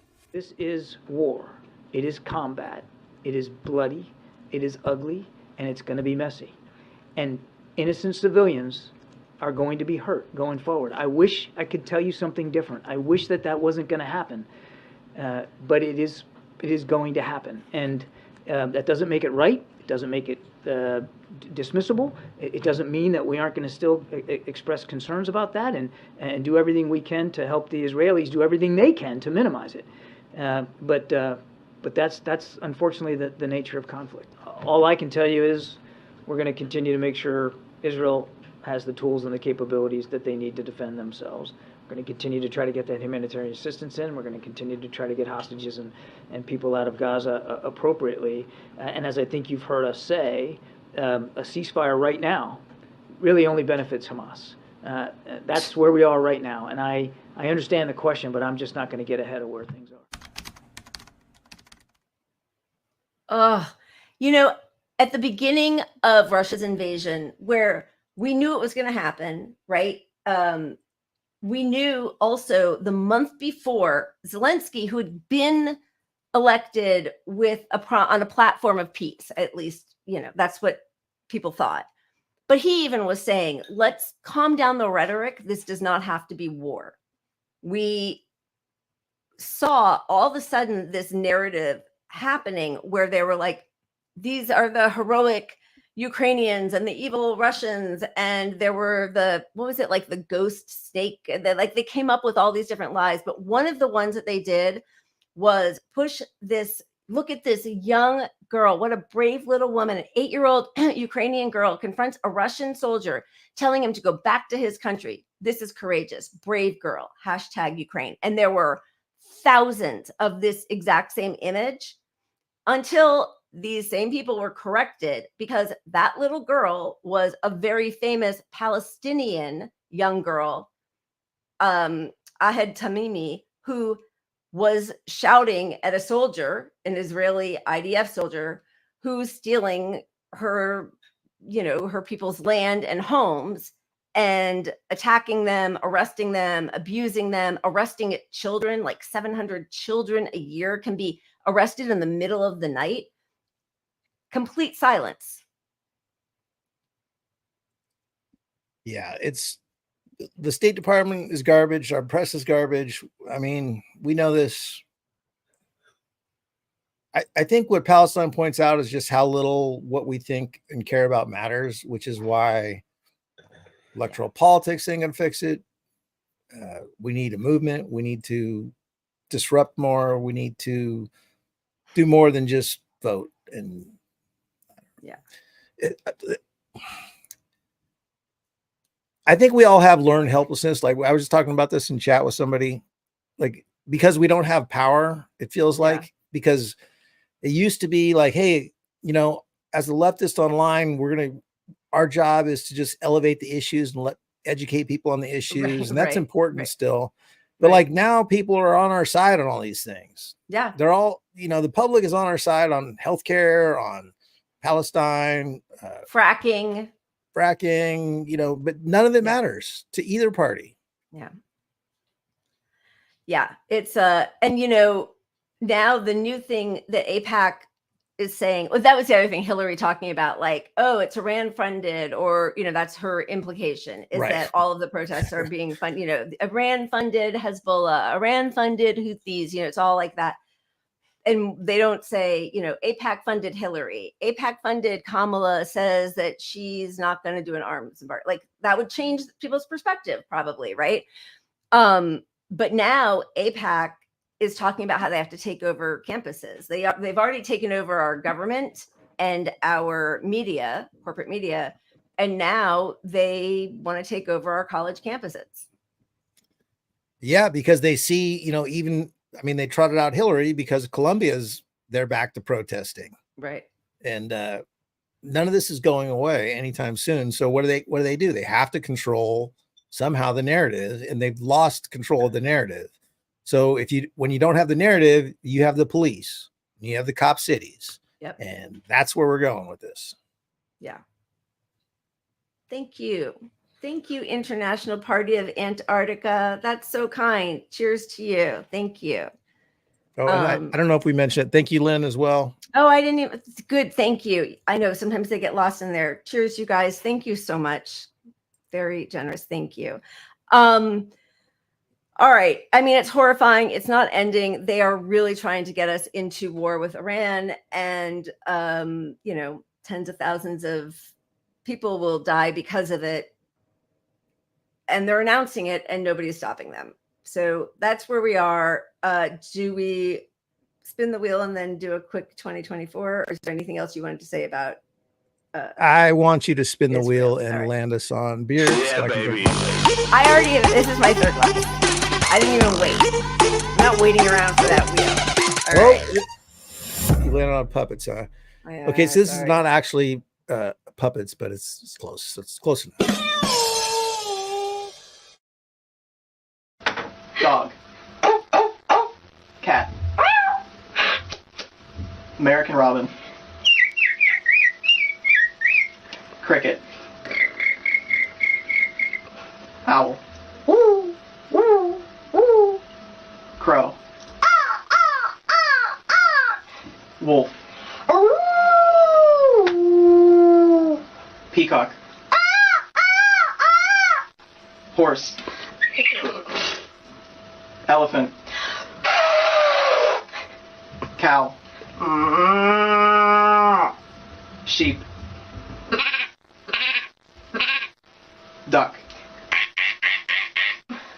Goose. Or Morning dove. Kookaburra. oh geez. Monkey.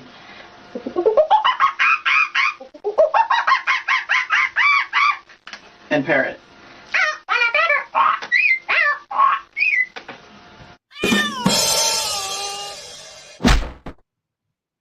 She's good. Talent, right? Yeah, that's a good talent. I like it.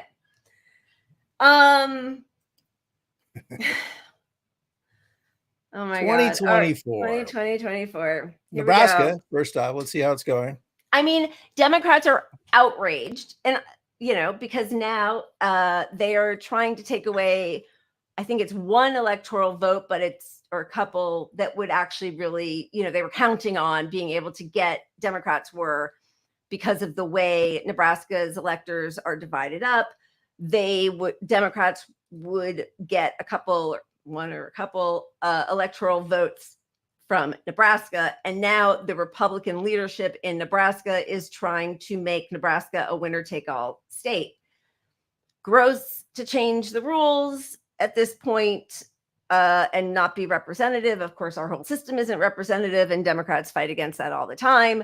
But in the meantime, at the exact same moment that they're upset about that, it just went to the Supreme Court, and they did not even give a reason for their refusal to order Nevada to put Jill Stein back on the ballot. They did everything by the book, as they were told by that office, the Board of Elections office. One of the workers told them they had started filling out paperwork. She said, that's the wrong paperwork. This is what you're supposed to do. Handed them the forms. They filled out those forms. They got all the signatures on those forms, but apparently those forms are for ballot initiatives or, ballot initiatives, not for access to being candidates being on the ballot. And for that reason, they are going to deny them. Yeah. But just to be clear, the Supreme Court legal precedent is so clear always, and they'll talk about this all the time. They always err on giving the voters choice, and mistakes by parties are forgiven because of the necessity of giving voters, like, don't punish the voters for a party mistake, a clerical or something mistake like or that. something. They right. always err on just let them vote, but not in the case of the Green Party. And not in the case in 2000 where they didn't tally all the votes. Because Dick Cheney and his Federalists, who, by the way, if you're so scared of 2025, all of those 200 plus Republicans that they're honored and welcomed and touting to have their endorsement, those are Heritage Foundation members. Those are people who are part of the takeover, the right-wing takeover of our country. Yeah. So it's endorsement time, of course. And this one's a good one. Sean Fain says, or Sean O'Brien. Sean O'Brien. Yeah. The Teamsters are not going to endorse. And AOC, of course, was sent out to attack him. And you got readers on. Oh, yeah. Sorry. I thought I was letting you handle it, Pat. Oh, okay. I'll handle it. I got to lean in now. I got it. I'm putting my readers on. You want me to do it? Go ahead. I thought you wanted to show the video. Yeah. Oh, let's show that. We got the video here. It's short. She should maybe get into her district where it voted far Republican, far right Republican, and maybe find out what the problem is. When I have a problem in a work site and there is criticism, I get right in there and find out what do you mean voted far right Republican? In our polling, she's a Democrat. In our polling, oh, you mean among Teamsters? In our polling, New York, her district, voted overwhelmingly Republican to support former President Trump. So she may want to focus on her job instead of mine. And by the way, I mean, first of all, I agree. Like, stop blaming voters. Just stop blaming voters for the insufficiencies of your own candidates. Number one. Number two, because we talked about this for the first time in like 2 decades or more, they're not endorsing a Democrat and they're not endorsing Republicans either. But the reason that he stated initially in that first press release was because he could not get the guarantee from either Kamala Harris or Donald Trump that they would not interfere in strike negotiations of their workers. So listen, I know that, the union bureaucracy do not always represent their workers, the rank and file. I absolutely know that. But I think withholding your endorsement, and that's what the donors do. The second they wanted to coup Biden, the donors were just like, we're just taking away our money. We're going somewhere else. When they were worried that it was going to be Bernie in 2020, we had Hillary Clinton and Joe Biden saying they weren't sure if they would vote for who they thought might be, he was on his way to being the Democratic nominee over Trump. So people who are in power and who think that they're influential and want their voices heard, they do this all the time. Good for him. It's one of the few things I like. Absolutely. I mean, I've said it before, but if you're going to endorse, you don't do it until you get something out of it. Get something out of it. Even if you're stuck in this two-party mentality, why would you come out like Bernie on day fucking one? Ridiculous. And those guys that were just on, they made a good point, because Bernie should have put himself in there and made it. He should have had a primary. Yep. Lose or not, force a primary. Because just for the leftist issues to come up at least, just that alone was enough. You could have done that. And where's his movement? His movement, these guys they're trying from scratch to get his movement going again. He could have come out and said, I'm joining the SEP, or here's what we're going to do. I'm leaving. I'm not a Democrat at all. We need outside agitation. We need an intifada of workers. Instead, they're doing these little PR ads and attacking. Bernie isn't, but AOC is, who's a Bernie surrogate, basically. They're attacking the third parties. They're attacking free speech. They're attacking everything.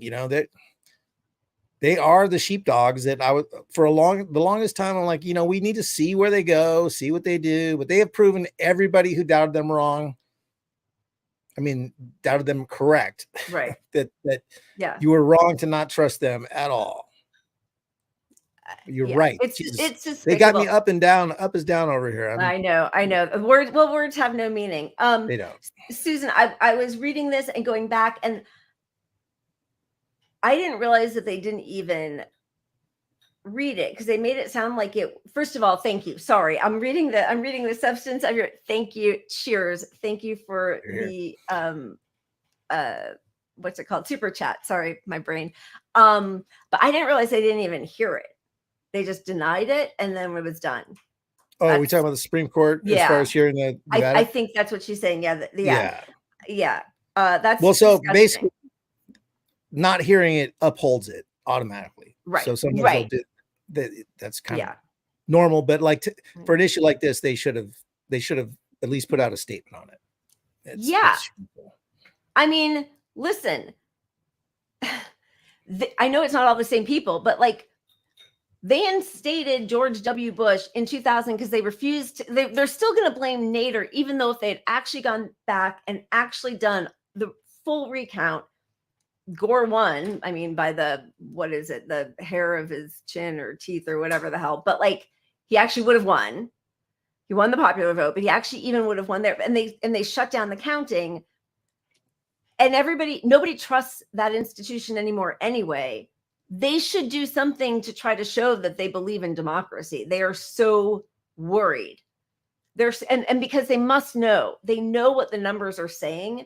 These polls come out with the general election stuff, and we get a million texts and emails a day. Did you, it's like manic, right? It's like, did you see? Great news. Harris is up in the poll. And then it's like, gotta tell you, I'm really worried. It's all over the place. But they must know they are in real trouble, because this genocide is horrifying. We are seeing it play out every day. And Kamala goes on Oprah Winfrey to talk about some ridiculous, vague platitudes. Let's see how she did. Let's hear an audience question on Oprah about your economic plans, specifics. Let's hear some specifics. We really would love to know what your plan is to help lower the cost of living. Yeah, first of all, thank you both for being here. And yours is a story I hear around the country as I travel. And in terms of both rightly having the right to have aspirations and dreams and ambitions for your family, and working hard and finding that the American dream is, for this generation and so many recently, far more elusive than it's been. And we need to deal with that. And there are a number of ways. One is bringing down the cost of everyday necessities, including groceries. What? How are you going to do that? Yeah. And why does she have to start every answer off with 15, 20 seconds of fluff about, you recognize it's like buying time. Anything. Yeah. She has no platform. No fucking platform. I really still don't understand why she doesn't lie. But anyway, I guess she doesn't. Yeah, I mean, if you don't commit to anything, you don't have anything to keep you from. Look, you can get attacked for a position. If you have the less a position you have, the harder it is to attack. Yeah, you know. But let's hear it from her. That's the lesson that they learned from Project 2025's details being put out is you don't want to put out any plans. That's what they think they learned. Here she is on the border. What would be specific steps to strengthening the border? So it's a wonderful and important question. My background was as a prosecutor, and I was also the elected attorney general for 2 terms of a border state. So this is not a theoretical issue for me. This is something I've actually worked on. Okay. I have prosecuted transnational criminal organizations for the trafficking of guns, drugs, and human beings.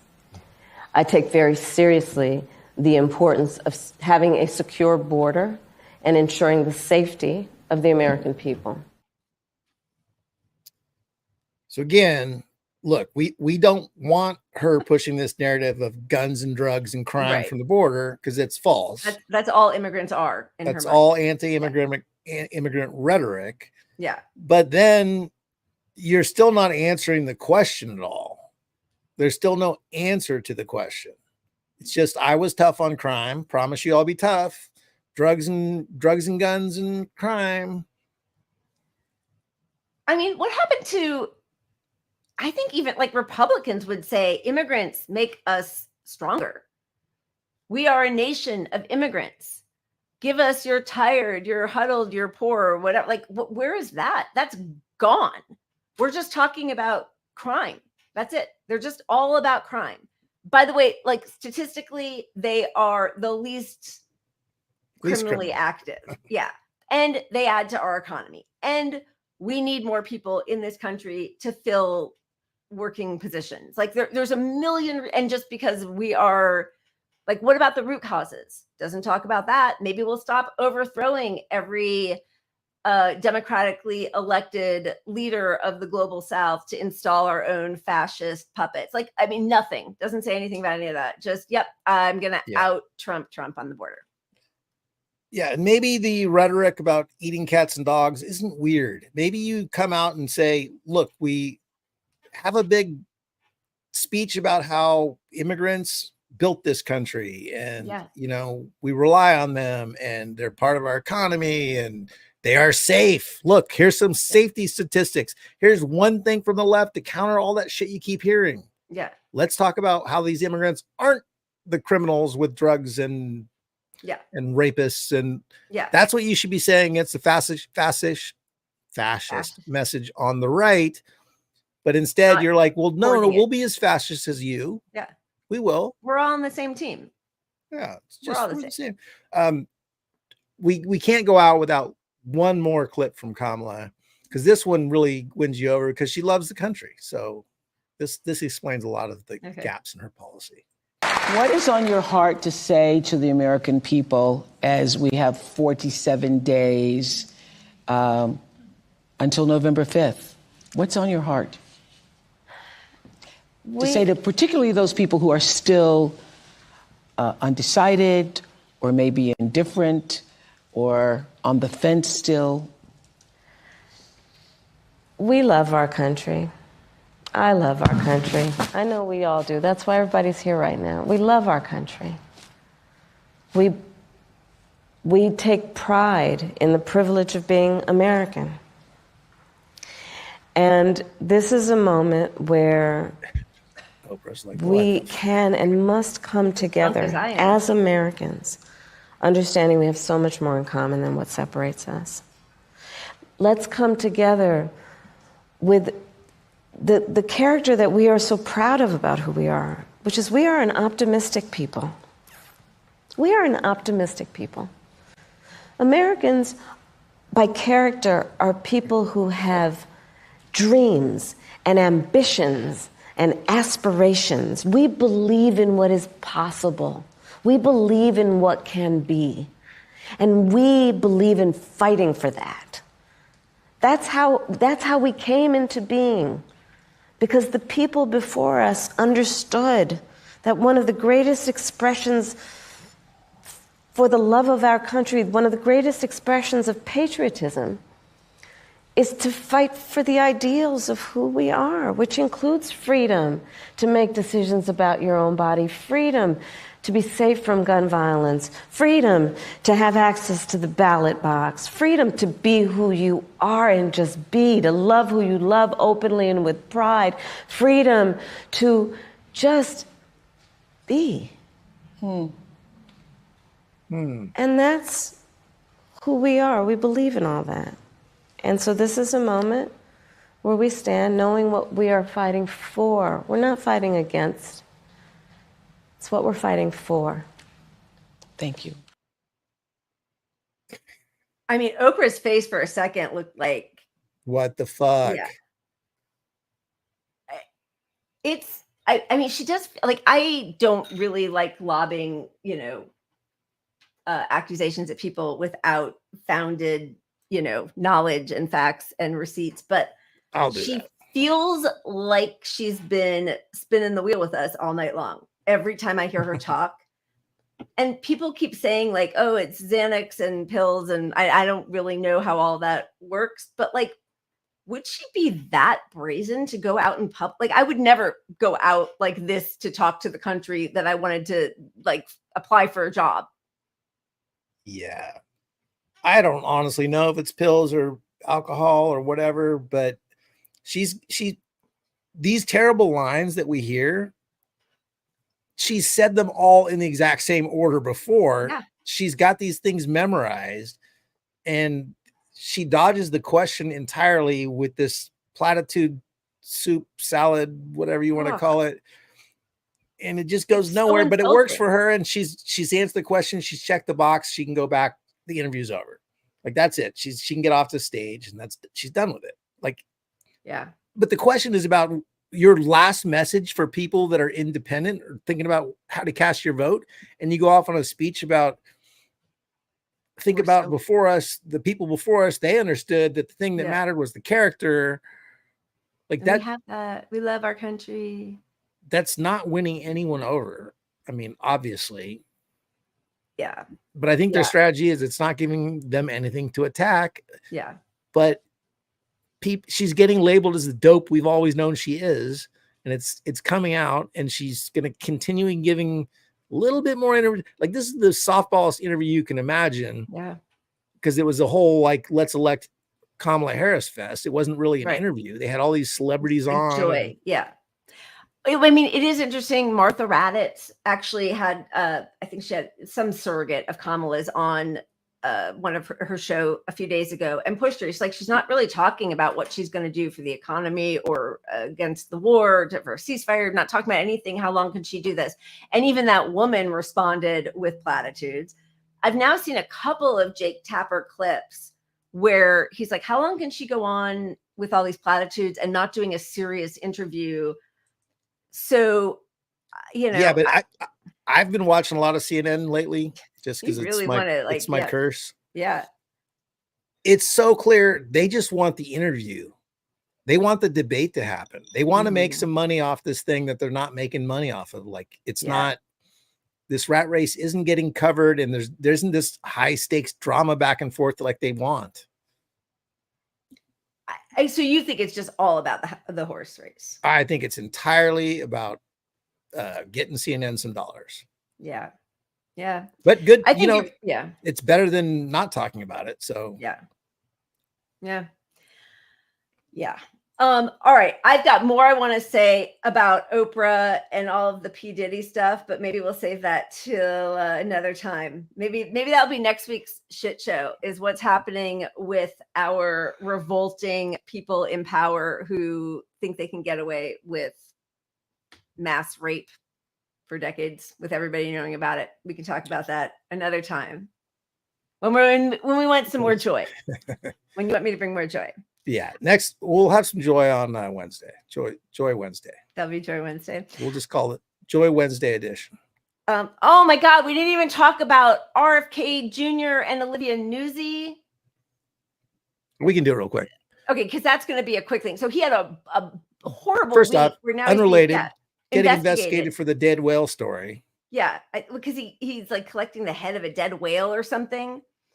And then that same day, I think, it's revealed that reporter for New York Magazine, Olivia Nuzzi, who is one of the mainstream journalists who started sort of like, I mean, way too late, but talking about how, oh, I've been hearing mumblings about how Joe Biden is losing his mind. She did that like in July, saying she's been hearing it since back in January. I mean, again, way late to the party, but did a sort of critical piece on Joe Biden.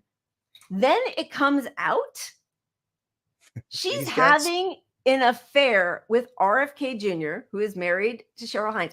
By the way, like all of these people are, liars and, disloyal and cheaters. They're all of them. This isn't like an RFK thing, but like he's supposed to be a journalist. I'm actually shocked that New York Magazine is letting her go or putting her on suspension for journalistic, lack of integrity, because I don't think any of them really care about that. But apparently the way the editor-in-chief found out was because RFK was bragging to friends that he had intimate photos of her.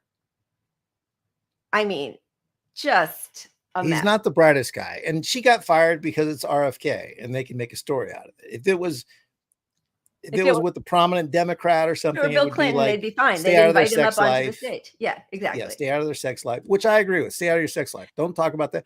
But when you have the convergence of journalism and politics, that's different than your own personal fucking around stuff. Right. And it's fine, like have your affairs, but then you have to disclose it. Like, okay, I am now sleeping with this man and I'm writing something sort of disparaging about his competition. It's all out there. I stand by all of the disparaging criticisms I have. They are well-founded. Full disclosure, he's seen my cooter. Yeah.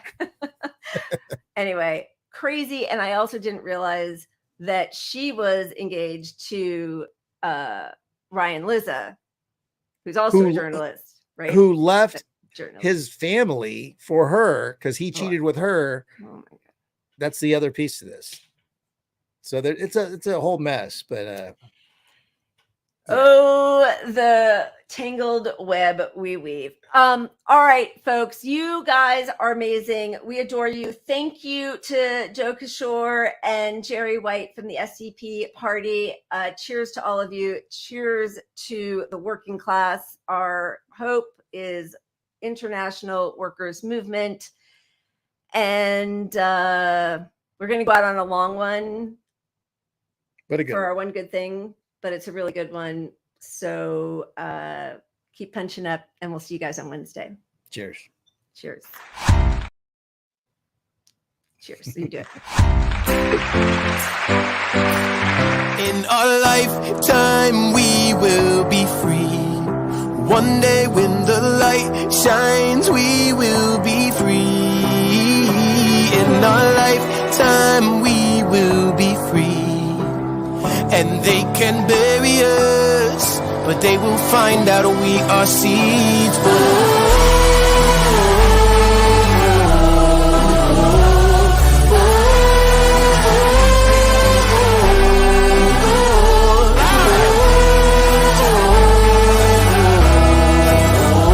They can bury us, but they will find out we are seeds. I say free Palestine because I know of every massacre we suffered. The Nakba, Sabra, Shatila, and Rafah. My people have died a million times in the struggle, still they rise from the tide like a rose through the rubble. I see God himself in the eye of a refugee who'd rather die a martyr than live a life on the sea. So if I'm not allowed to say from the river to the sea, then from the Rhine to the sea, Palestine will be free. Still they know they can't shake us. $1 billion sword to the neck. Death cannot break us. And every Palestinian refugee holds a key. One day we will return, no matter how long it takes us. Lifetime we will be free. One day when the light shines, we will be free. In our lifetime we will be free. And they can bury us, but they will find out we are seeds.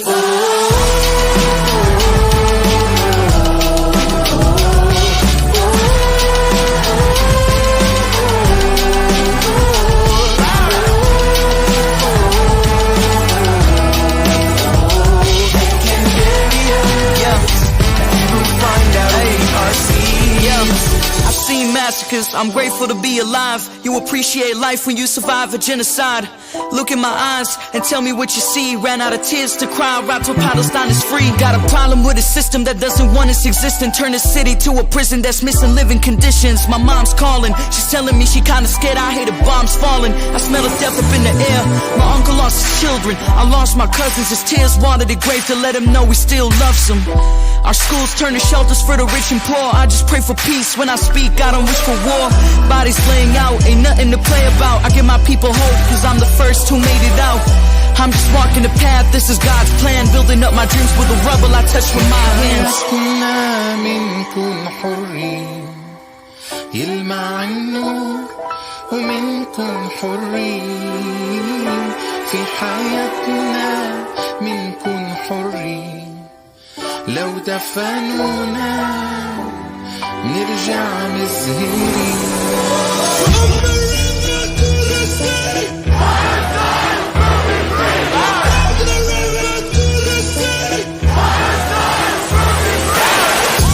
They done woke up the world now.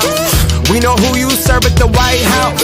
To kids and guys in my bow right now. I'ma ride for your life like you were my child. Long live the resistance if there's something to resist. Had enough of you motherfuckers murdering little kids.